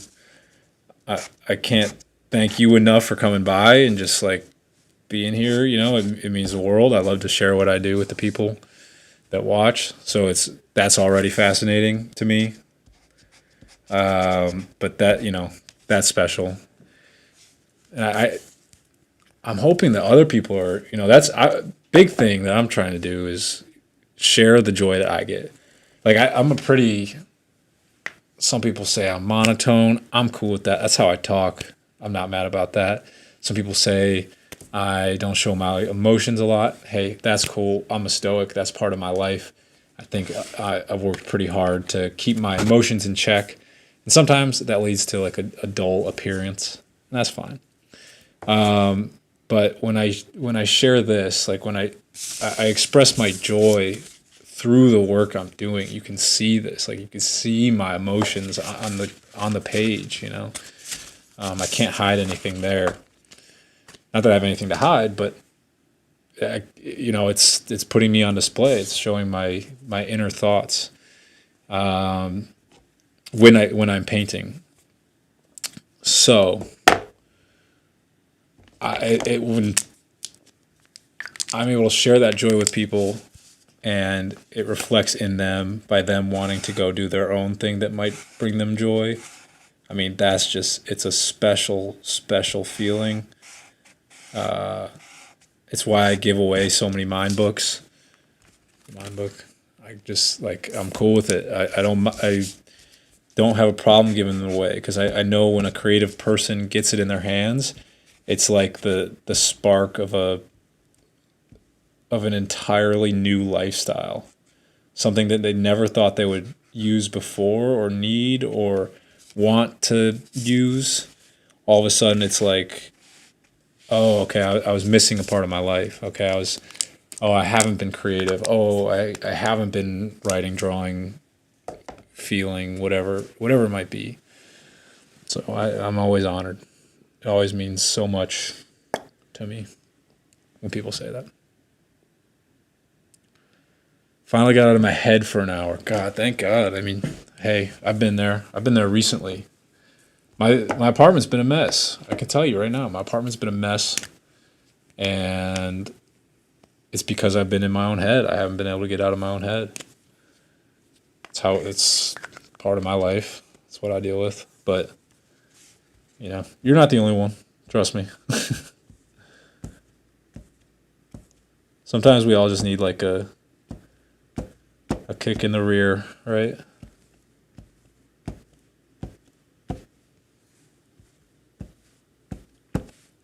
Or, push in the right direction. I don't think I kicked you to make you paint. I think you made that decision on your own.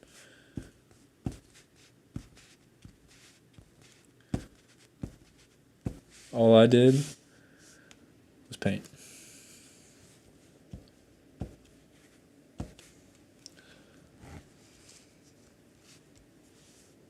Oh, and then I'll write something there. Man, we own it.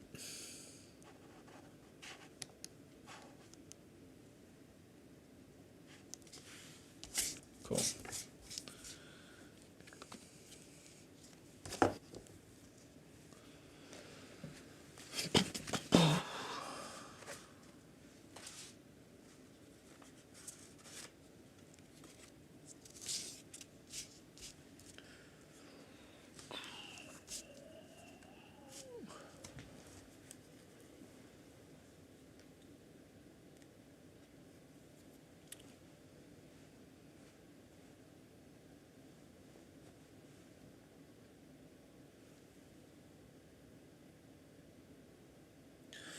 Yeah, some people like living in their head.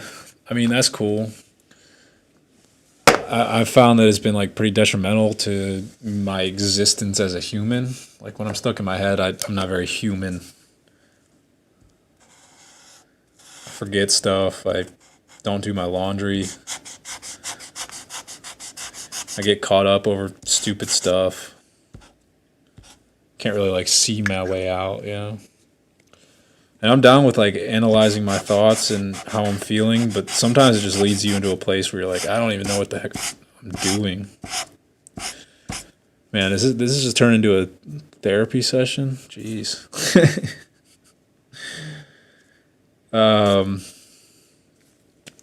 But yeah, I mean, gotta be careful. Gotta be careful. Because nothing's perfect. Can't control everything. Can't start overthinking about stuff because then you do that and then you're like, oh man, what the heck am I doing? And that ain't fun.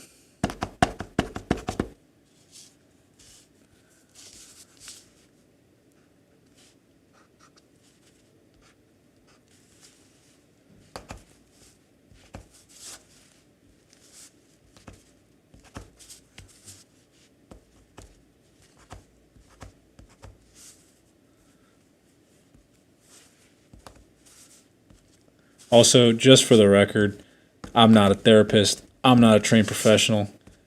I don't know. I don't know what to do. You got to be careful. See, the internet's a weird place because if I start offering advice and then someone takes it, it doesn't work for them. Then they get mad. I don't want to make anyone mad. Come on. I'm doing my best. I'm just a guy painting. Let me paint. Yeah, so that's interesting that you say that, Faye. Yeah, like in the name of bettering yourself and psychoanalyzing your own thoughts, psychoanalyzing is a good word. It's not a bad word. But analyzing your thoughts is it's really powerful. It's called self-awareness, and it's how you get to understand yourself better and know why you think things or why you think certain ways about certain things. And once you kind of figure out how you think about things, you can approach the world in a very different way. It's been a very powerful part of my life to kind of dig deep into my own psyche and understand why I might have a certain perspective on something or why someone else has a different perspective on something. But yeah, it's just important to be a human, live on Earth, because we are human. We do live on Earth. And, man, I really don't like this one already. Yeah, we're human. We live on Earth. We gotta make sure we're taking care of the human aspects of our lives. Which I think I said earlier, but like, geez, I was not. My apartment was a mess. Had no laundry in a while. It's part of life. Got to be human. Got to do it. Until I can afford to have someone do it for me, in which case I'm doing that.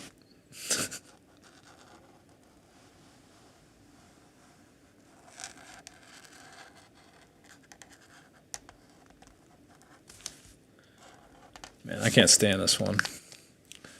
This has to change.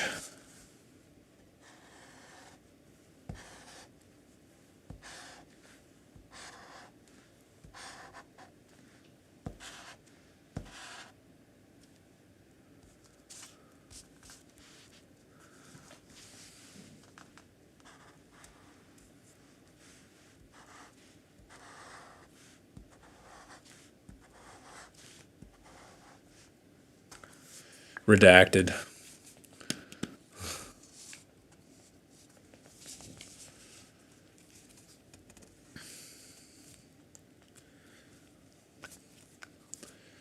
Yeah, it'd be great. I'd love to have someone do my my chores, but I'm not there yet, you know? I got big visions. I got big visions for it. Don't worry. Man, this one, I don't like this at all. Ugh.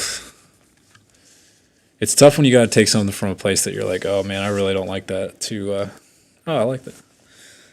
All right, the word that I'm going to write on this piece of paper is going to come to my mind soon. Got it.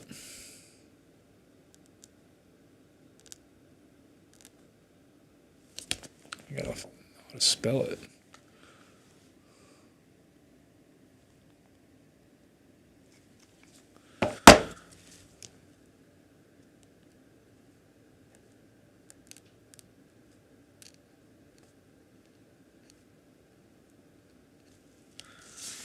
All right.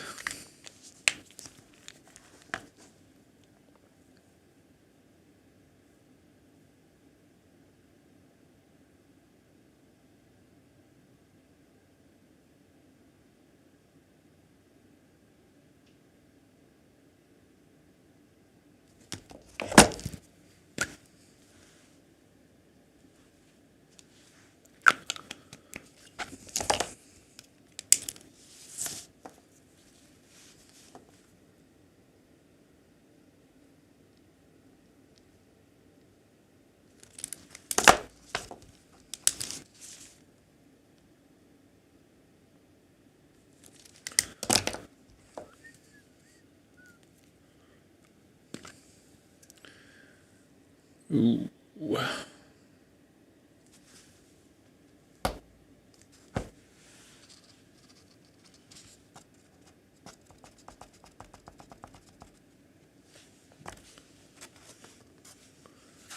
I want this to drip. I hope you can see it.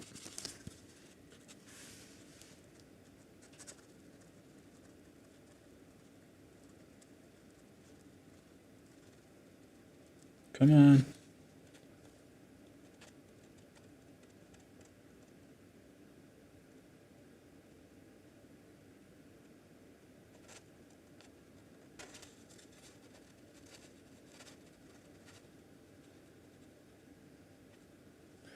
Bro, come on.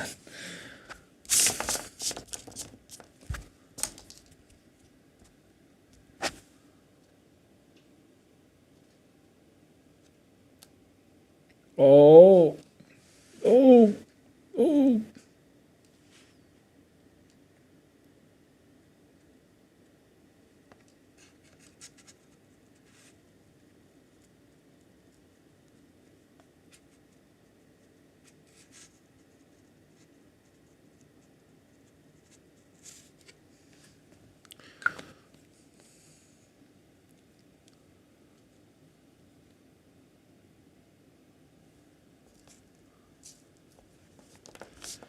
Yeah, Ryan, it's just practice, man. It's just practice. Over and over again. Also, I'm like open to all ideas. I think it's like a thing mentally where I'm just like, all right, what do I want to write? And typically, like, it's allowing the first thought that comes to mind, being okay with the first thought that comes to mind. A lot of times when I'm sitting here painting, like I just did one, I don't have it up here. I just did one a couple days ago where I started to find myself second guessing a lot, a lot. I was second guessing every single mark I made, and I didn't want to do that. I didn't want that at all. So I started to allow myself to think the thought and then just go with it. Oh my God, there we go. Now the paint's flowing out.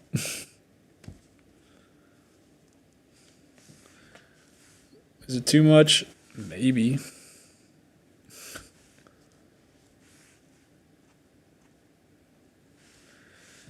Kind of looks like blood. I don't know about that one.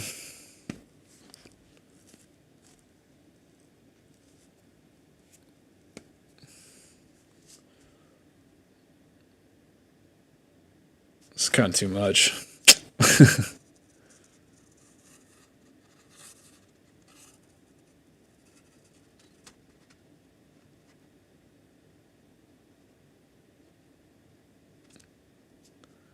pretty cool. Can I do a chat-based piece? Yeah.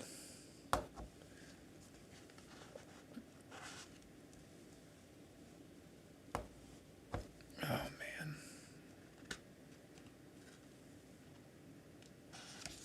Ooh, look at that drip spot, huh?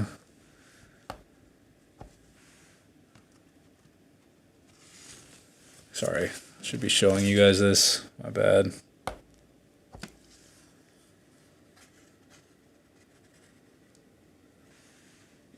Just looks like I'm dripping blood now. This is.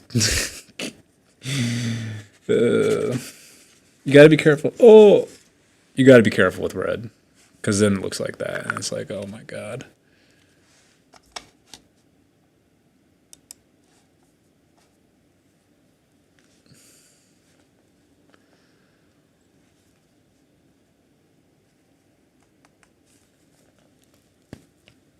Thanks, y'all. Appreciate it. I'm doing what I can. I've always done this stuff. I've always loved it. So I guess I'm just trying to share the love. This one's weird. I don't know. There's bubbles in it. Oh, God. There's like a bubble right here. It's huge. We're going to let that one be. This one's a lot. This one's strange. I'm cool with it, but it's strange. There's just red everywhere. What's that? What's his name? Oh my God.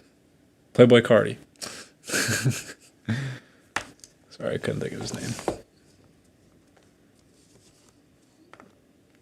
The red drips it's not blood, obviously, but the red drips is pretty intense. That's like it's really, really intense.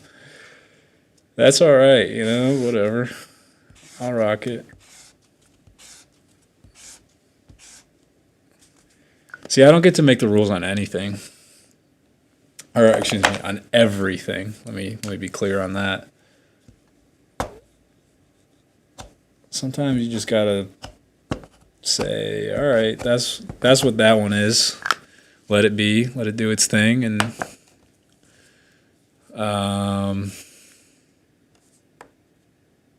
yeah, I don't know. Try to be Bob Ross with it, right? Happy accidents. Like, geez, it's not dark. It's definitely not dark. It doesn't feel dark to me. But when I don't know. I don't know how to describe it. One day I'll find the words. I think this one is it might fail. This one might fail a bit. Or it doesn't have to.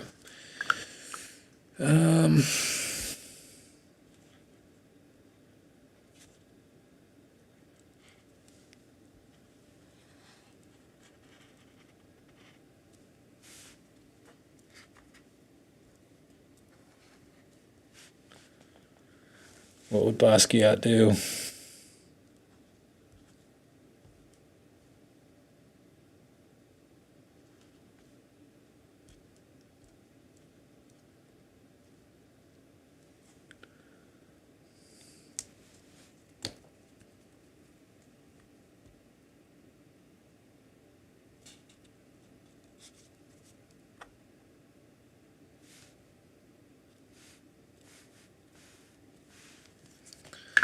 Ugh.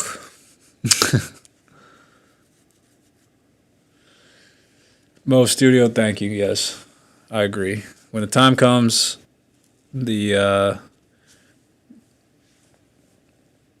success will find me. And I mean, I believe that.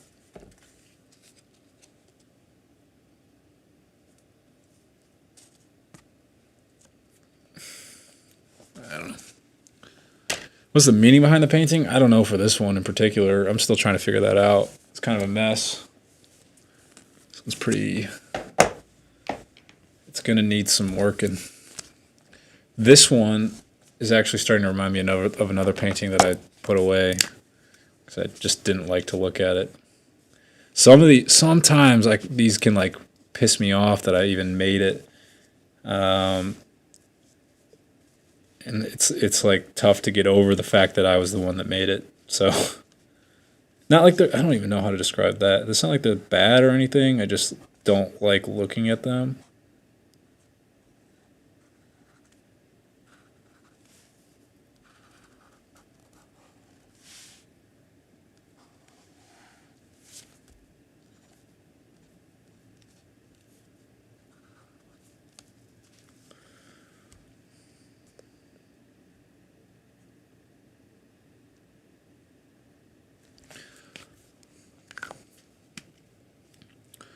Yeah, it's all flow state. I have no idea.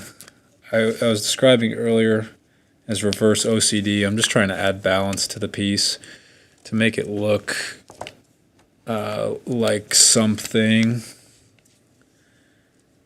you know, to make it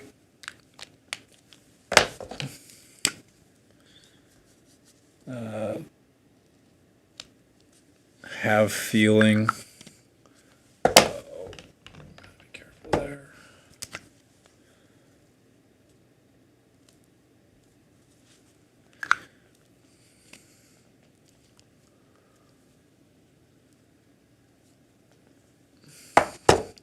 Yeah, no, I don't have any things in mind when I'm starting. Sometimes, yes, sometimes I do. But for most of these, I just don't care. This I don't care. I don't know how to. I'm still working on the words, guys. I didn't go to art school, so I don't know any of this stuff. It's not that. See, it's not that I don't know it. I know what I'm feeling. I just don't know how to express it other than through the art. Like this is what am I feeling? I'm feeling like this. This is what I'm feeling like. This is what I'm feeling like. That's what I'm feeling like. And I hope that that's a good enough description. You know.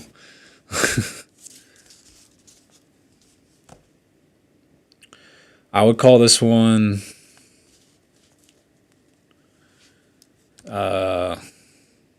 super ego, like the id and the ego.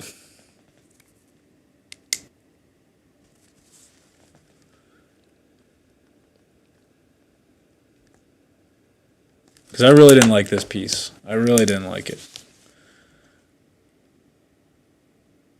And then I made it into something I like. I really like these people. I put all my paintings away. I cleaned the house today and I put everything away to feel better about my my living. Because that was a mess. Cool.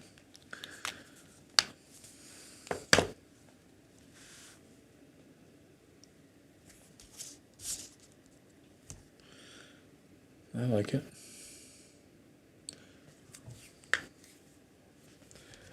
We're doing good. We're doing good. You know, every time I make one of these, I feel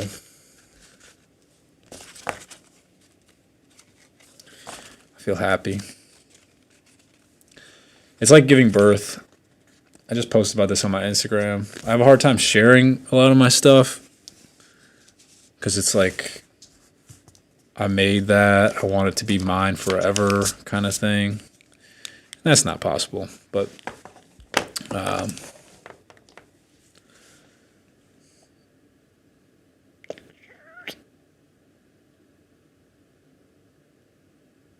yeah, I don't know. I just don't want to post about it. I made the thing, you know. It's like I already lived it. I already saw it. I felt the emotions. I felt everything that came through with it while I was working on it. I don't know.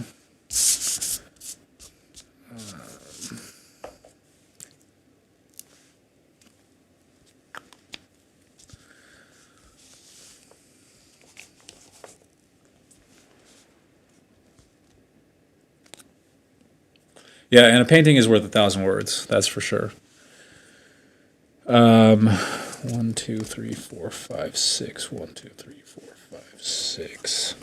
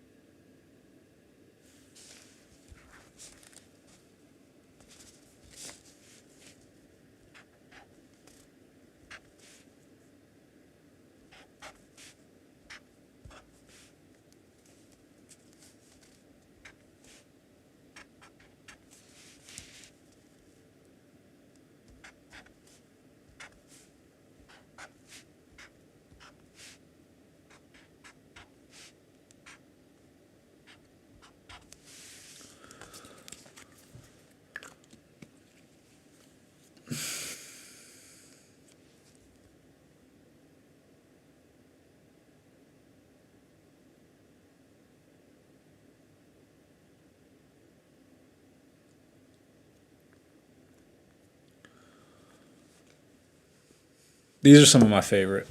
I have one of these that says Window Wisdom, and I just really like it. Can anyone else write upside down? I can write upside down really well. Give me a word. How about that? That's a chat piece we can all do. Give me, if you just send me a word you want me to write upside down, and I'll do it.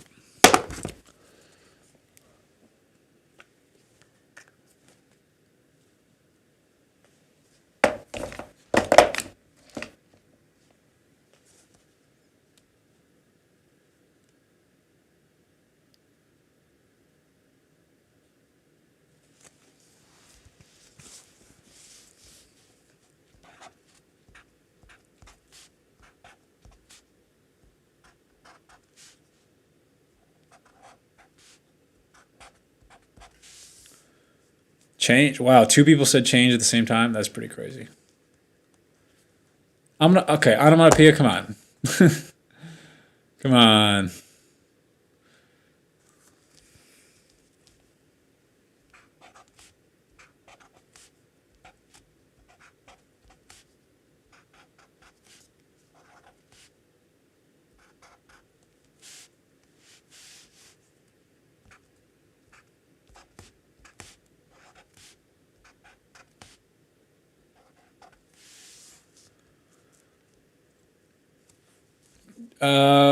Okay, we're just giving me words. I'm writing upside down to prove that I can do it, I suppose. Um,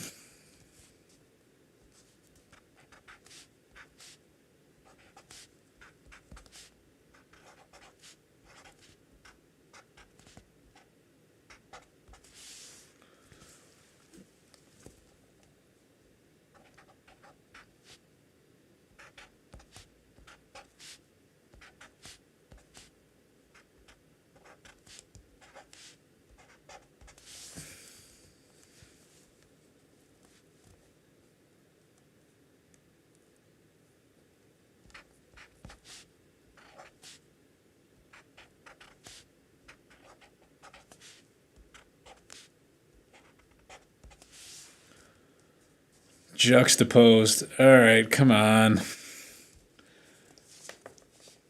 Juxtaposed is kind of like opposite. I'll do juxtaposed because it's whatever. Ooh, hell goes that one.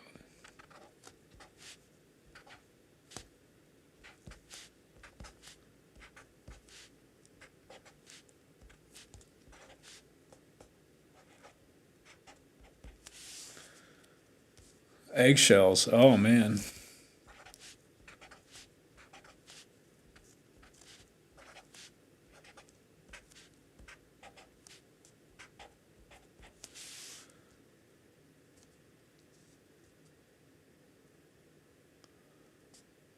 It's not blood on my fingers. It's just paint. Which I could probably get that off. It's a little... Actually, it's pretty hard to get off. No, it's definitely not blood. Thanks for your concern. I got room for one word. I think it's going to be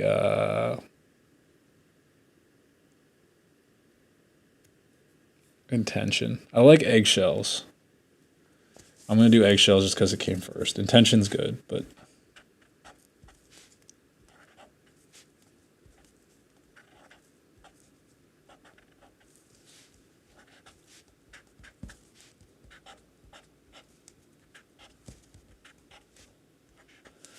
I call this my upside down grocery list.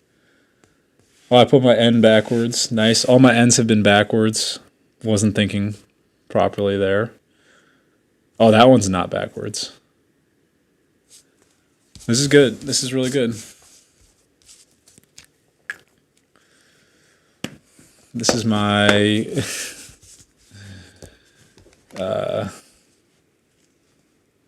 my grocery list for the day. Change, premonitions, wishbone, balance, humble, juxtapose, opposite, eggshells. That's awesome. Good stuff, guys. And girls.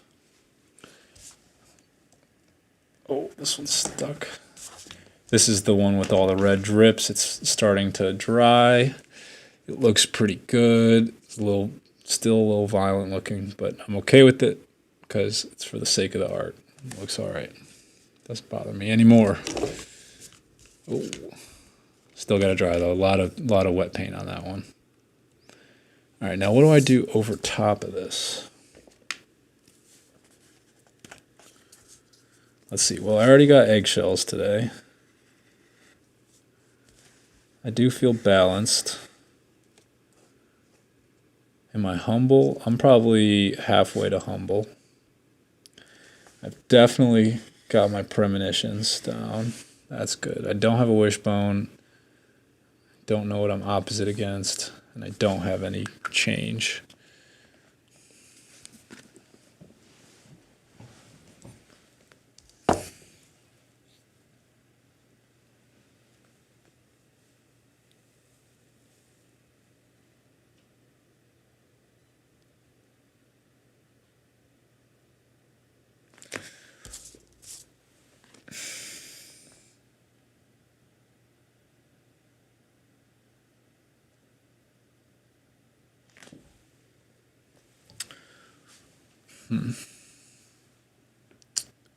Oh gosh, yes. Okay, yes I did. I'm sorry. I forgot. I'm gonna be completely honest with you, I forgot. But I will be sending that out. I'll send it out tomorrow. You're good.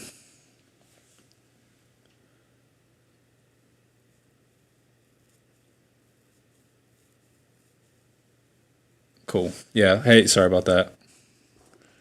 Sometimes I do these giveaways and then I'm like, oh man, I forget. But yeah. All right, so here's where we're at right now. So I painted this one last night during the Super Bowl. I freaking love it. I really, really, really love it. One of my favorites. We got this one. Uh-oh. No. No. You gotta be careful. Watch out for wet paint. That is such a bummer. Ugh. I'm heartbroken.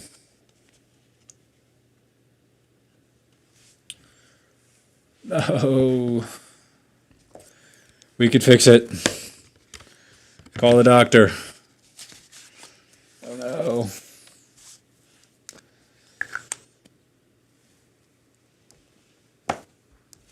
Jordan, you're totally right. That's exactly what I need to do.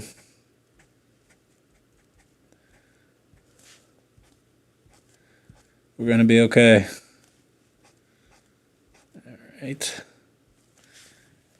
Okay. That's been fixed.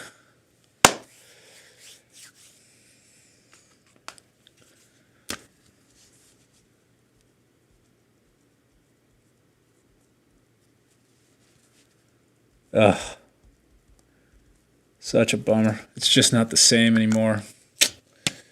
You got to be careful. And then, of course, the back of this one now has a mark on it. Well, you get what you get, right?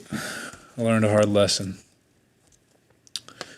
Yeah, Jordan suggesting that I outsource some of my marketing stuff. Yeah, absolutely. That's kind of the plan right now. Haven't really been too on top of that, but it's part of it. I'm getting there. Man, that sucks. That was a major bummer. And of course I used the like green part of it, so now this little section is super green. Because I had green on the marker.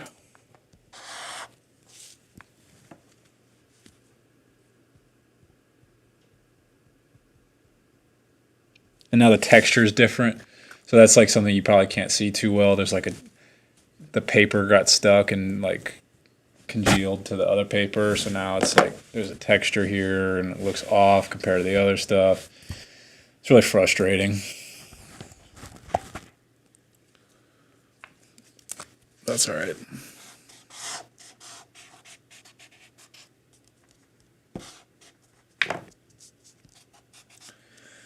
That's hard for you. Well, okay, so anyway, back to it.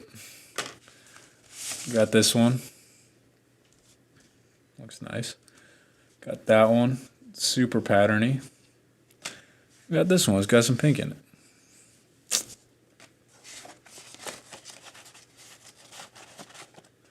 And this one.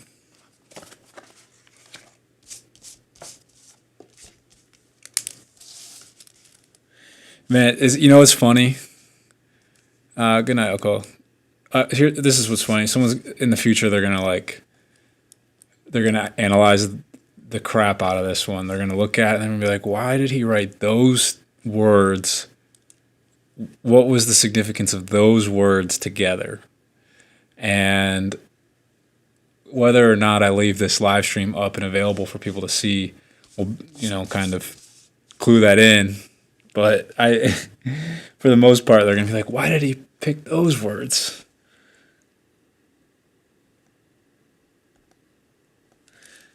And I'll just say, they just came to me.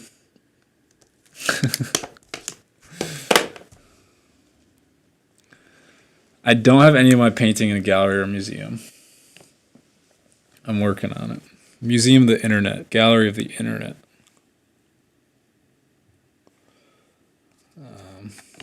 This is fun. I really like this one. It just feels nice as it is. Ugh, I'm so bummed about this one. But hey, maybe that's what it was supposed to be, Sometimes it's like that. It'd be like that sometimes, I guess the words did come to me, yes. I channeled them through my YouTube channel. Oh, man.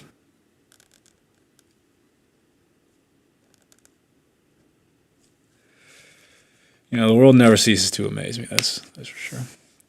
Who are my favorite poets? My favorite poet is Rumi. And my other favorite is Khalil Gibran. Believe it or not, I actually don't read any poetry, like literally none. I just don't like it. I don't I don't really like to read poetry. For most of the time, the reason I don't like to read poetry is because I feel like it's so narcissistic. I feel like poetry can be so self-serving. And like, hey, I'm part of it. It's like me pouring out my emotions onto paper to make myself feel better. Sometimes, most times. But I don't read it. I don't like to read it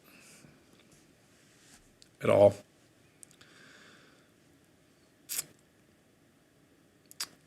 How's Ohio? Ohio's been cold since the move. I mean, I had a beautiful fall here. I've been reconnecting with a lot of old friends, which is great. It's taken a while just because of everything going on in the world, but reconnecting with old friends, getting closer with my family. We've kind of just the nature of living away from each other. You drift apart. But yeah, here's another one I made. I really like this one.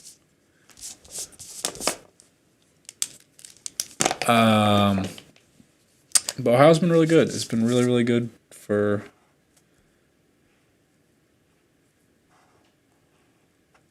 getting back to a sense of myself.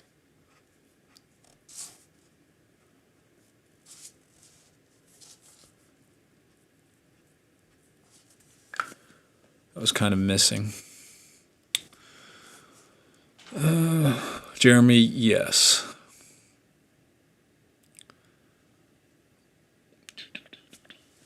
I think eye drops on the red. The red drips is starting to dry. I think maybe eyes on these or like X's would be cool. Something. But I don't want to touch it yet. It's not dry. Yeah, who's in here? Who in here is because they followed me or saw me on Impulsive? You can just raise a hand or say hi or something. Bye, Morgan. Thanks for coming by. Morgan, I'm excited to update you on the CNC stuff. That's fun. We're getting places there.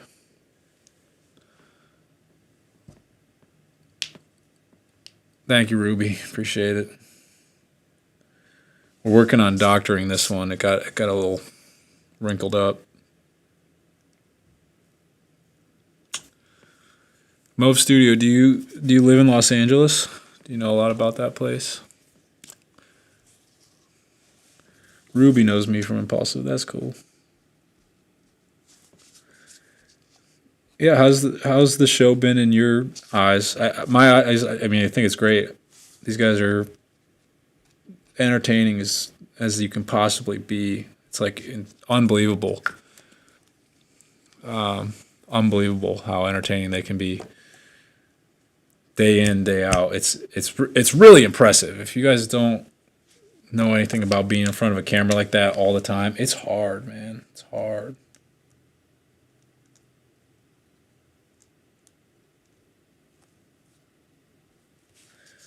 They'll never know.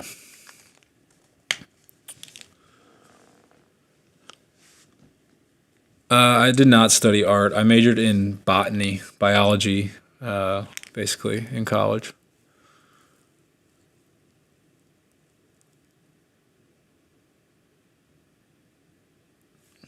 Yeah, I did not study art. I just do it. What is there to study? I'm studying right now. I don't know what I'm gonna make. I don't know what I'm supposed to do. So I just do it. Figure it out.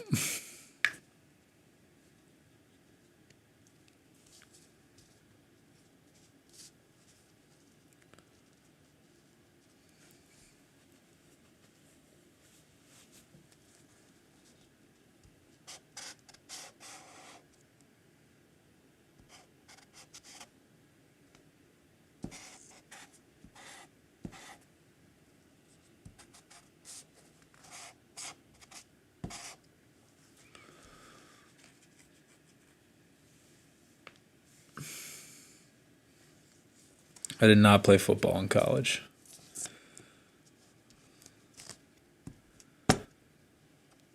Oh, nice. Great mark. Great marks. They slotted into that spot perfectly. Love when that happens.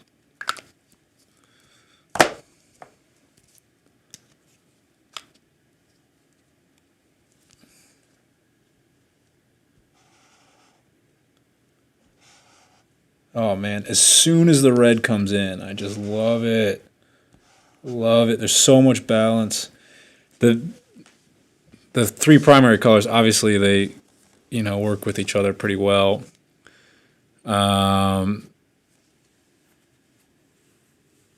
but as soon as they touch the page together, it just feels like it's so complete. It's like a physical feeling that I actually like. I have a physical response to when that happens. It's amazing.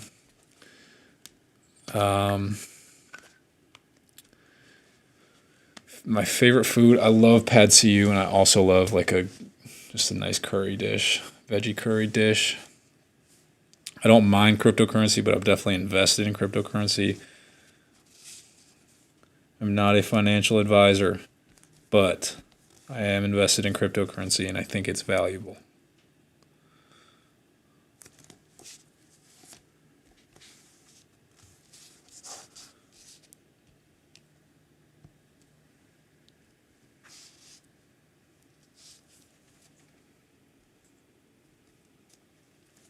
And I am using the colors of the Colombian flag. I know.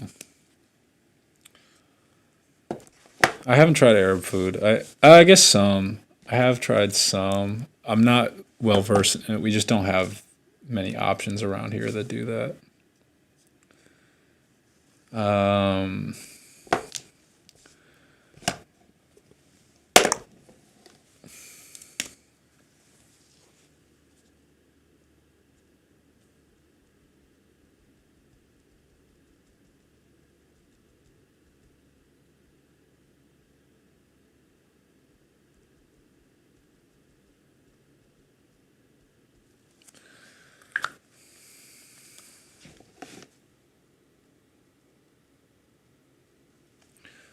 getting places. Getting places. I gotta be careful. I'm gonna get red stuff. This one looks a lot like something I just did.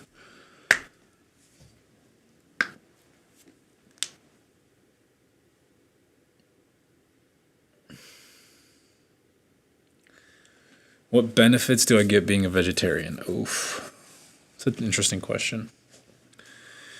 I mean, it was a personal decision. I want everyone to know, like, as a vegetarian, I don't ever shame anyone or try to like make anyone convert.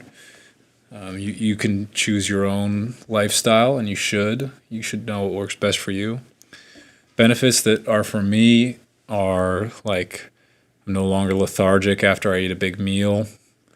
Um, I for me it was kind of like a consciousness thing. As like I just didn't want to eat animals. It's a personal thing, compassion thing, empathy thing. Also, I think that a lot of the foods that we're eating, we're so disconnected from the meats in particular that we have no idea what we're eating. And since you are what you eat, yes, that's a joke, but I see it as a proverb. And yeah, you just if you're eating, let me put it on myself rather than try to say about other people. I benefit because I have more energy. I feel like it has forced me to eat much healthier foods, other than just like fast food stuff. Be conscious about my diet, what I'm consuming.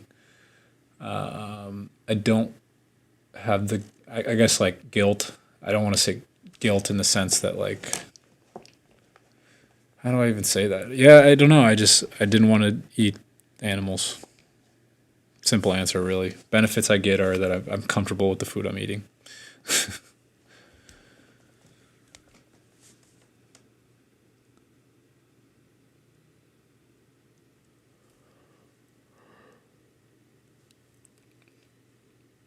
I really like this one.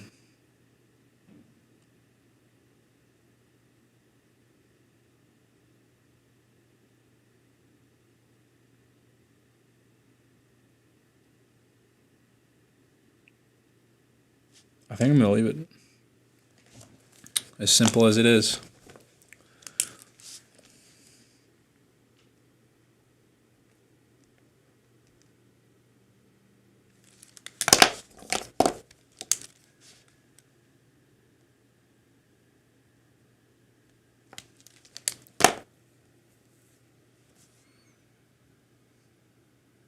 I like it.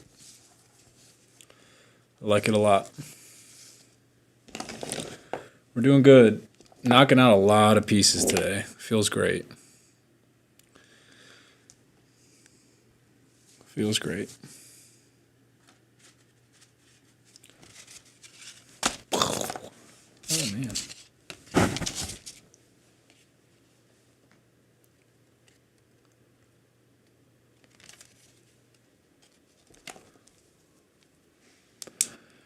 Rastafari, I don't think you spelled that right. But Rastafarian Italian food? No, I haven't.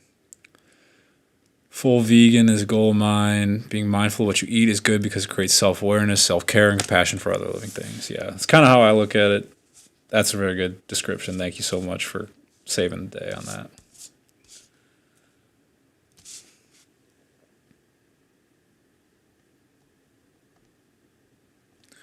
Yeah, I kind of just faded off on that thought.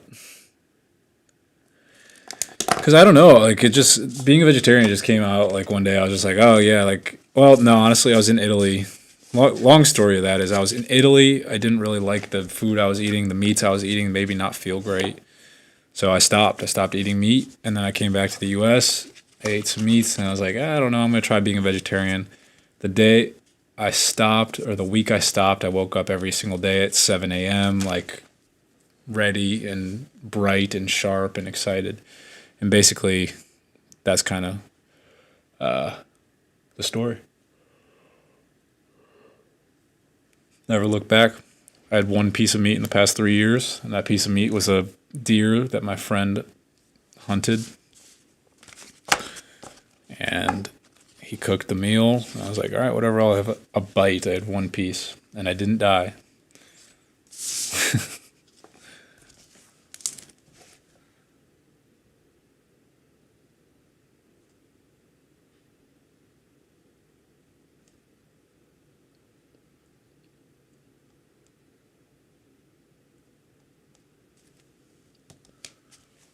Wait for that to dry.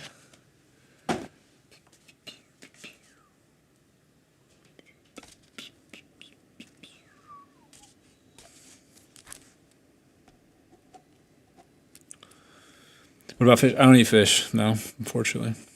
I didn't even like fish before. Ragav, I'm good. I'm painting a lot. I haven't done this many paintings in a couple days. 1, 2, 3, 4, 5, 6, 7, 8, 9. We're getting there. We're doing a lot. Carnivore diet. Yeah, I hear a lot of people are going on that carnivore diet. You must be a fan of Joe Rogan or Jordan Peterson. You just got to be careful with it.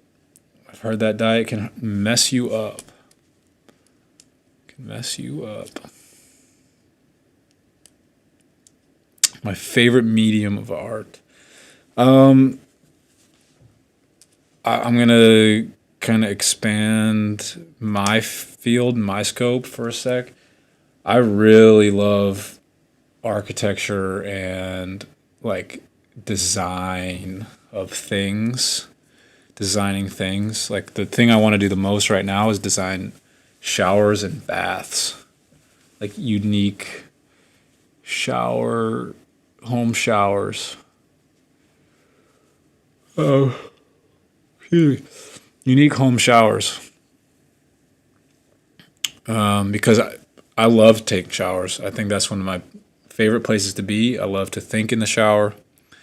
I love to be warm and in a like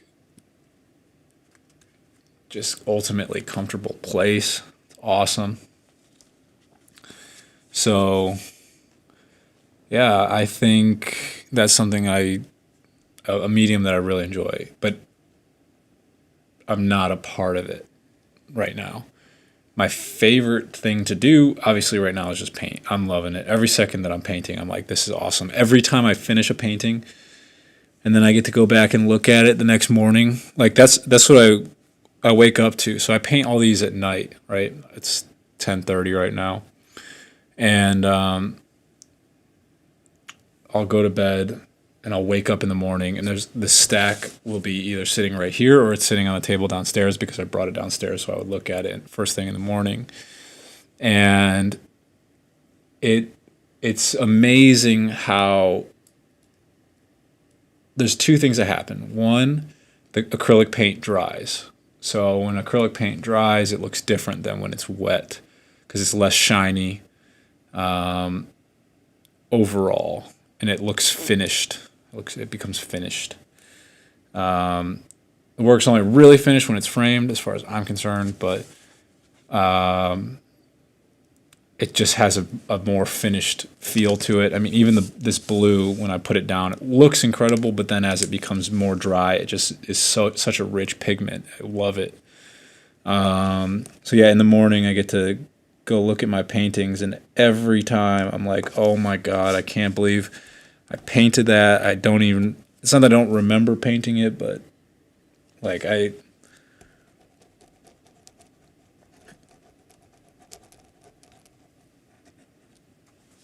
always feel like I'm looking at something that someone else did, which is fun.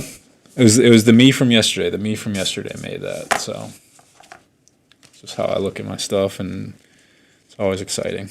Man, these are great. These are really great. These are also fun. You know, I didn't like this one at first. I really didn't. But it worked out. An ice-themed bathroom. Sounds slippery. Designing bathrooms so relaxing. The round Japanese soaking tubs, absolutely. Yeah, I mean, the bathtub ideas I have are more like hot tub centric. They're more like hot tubs, bathtubs. They could still be bathtubs. The one is a bathtub that I'm thinking about, but they're expensive to make. I mean, it's not like I'm trying to do something simple here. I'm really trying to. It's a very simple design, but it's a really involved process that could take a while. So it is what it is. You got to do what you got to do to make it happen, right?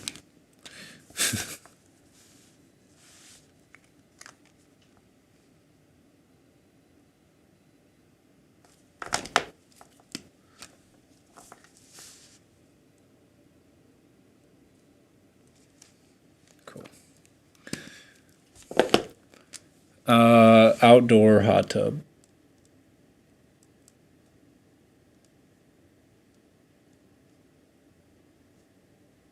Outdoor hot tub bath thing. If you can see this, it says try, Try. Why did I write that? I don't know. Don't ask. There's an interview of Basquiat where this guy's like asking him all these questions. Why did you write this? Why did you do this? Why did you think this way? And he's just sitting there like, dude, I don't know. A lot of the times I don't have the answers. Why did I paint this line this way with these dots? I don't know. They just look good that way. Don't ask. I don't have an answer. The only answer I could give you is because it is, because I did it.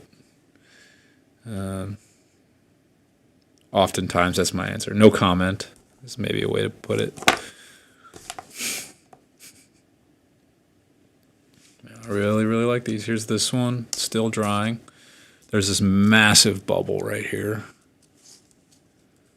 Maybe you can see it. And by massive, I mean it's pretty small, but it's there. I will have to pop it. I can make a tub? Yeah, I can make a tub if I wanted. I want to. It's like a $5,000 project. Probably $5,000 to make the tests before I even sell the first one. So I'm kind of just stacking my chips until I can do that. Unless we want to start a Kickstarter, but I don't really want to do that. I don't think that makes any sense. How many we got? How many paintings do I got? 1, 2, 3, 4, 5, 6, 7, 8. I guess that one's 9, but I don't really want to count it. And this one's... That one's fun. That one's big. I feel good. I feel pretty good. I feel pretty accomplished. How's everyone feeling? You guys good? Do you feel like I accomplished a lot today? We did something as a group. That was fun. It's not every day we get to do that. Probably could be every day. These look good together, huh?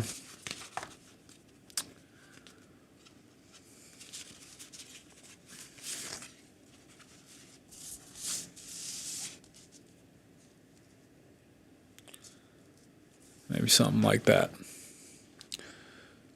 But, yeah, I think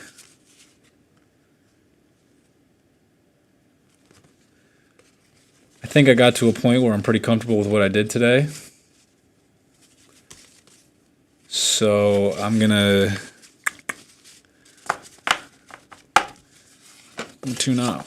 Let's go through what we made today. So I'm going to start with this one because it's not entirely dry still. So here we have this beautiful black and red and white drippy piece. It looks really nice. There's a huge bubble right there. I wrote intimate in the top corner. I don't know why. Here we have the community chat word. What was it? My shopping list. Change. Premonitions. Wishbone, balance, humble, juxtapose, opposite, eggshells. And I crossed off some of the things that I felt like I already had. Here we have this beautiful color piece that kind of got ruined a bit, but I fixed it up by adding some new elements. This was the first one I made today. I started with this one.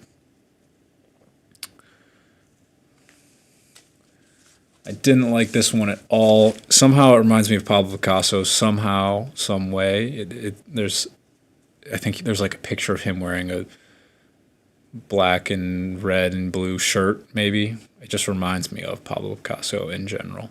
I like it. It turned out pretty nice. This one is the most minimal I made. I love it. I just love it. I love the color balance. I love it. This is when I just started. These all came kind of together. They're super busy. Lots of patterns, lots of lines, lots of dots. Feels good. Looks good. The pink is just beautiful. She's beautiful. To break it up, this one says victim and victor. They're both Latin roots. And I think the I am of the vict is a reduction, and the or is an addition. So this is a negative of vict, and this is a positive of vict. I can't remember the exact translation. We got this one. We just got some horizontal lines, and if you flip it over, these kind of look like elephants. I don't know if you could see that. They kind of look like elephants.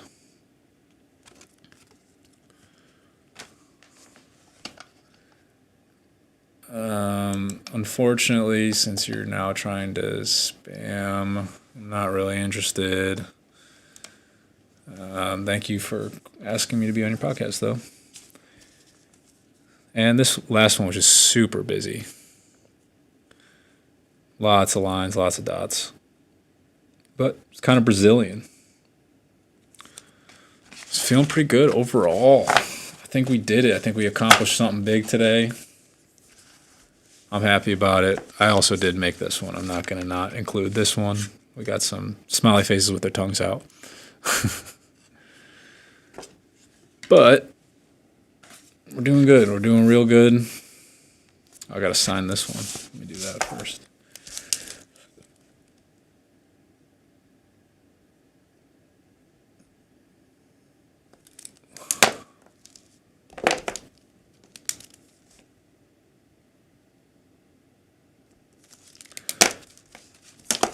Thanks, guys. I feel accomplished. I feel like I did a lot. I have not painted 9 paintings.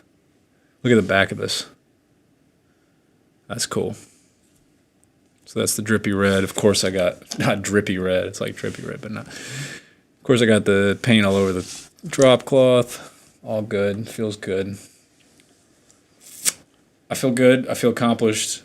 Thanks everyone for coming by. If you're still in here and you just got in here, I'd appreciate leaving a like if you can, if you have the thumb capacity. It means a lot. It always does actually help me in the algorithm of things. Doing my best to keep painting. I want everyone to keep painting, to keep doing their art. Even if you don't think you're good at it, sometimes it can be fun to just like mess up colors and make a mistake or a stain on a piece of paper. All right, it's a lot of fun. Try it out. All you need is a couple colors. I've been using blue, red, and yellow. It's super easy. And you'll learn a lot about yourself along the way, just because it's the nature of it's what happens. It's what happens when you make art. You reflect your own soul. So keep doing it. Keep having fun. Spread joy. Make someone smile tomorrow or tonight or in the morning, wherever you are in the world. But thanks everyone for coming by. I really appreciate it. I'm going to keep doing it. I'll be around. And go buy a Mind book. Mind book's on my website, mind.sx. The link's in the description. Go buy them because they'll change your life. If you're a thinker, you'll use it. Trust me. I know I do. And yeah. Peace.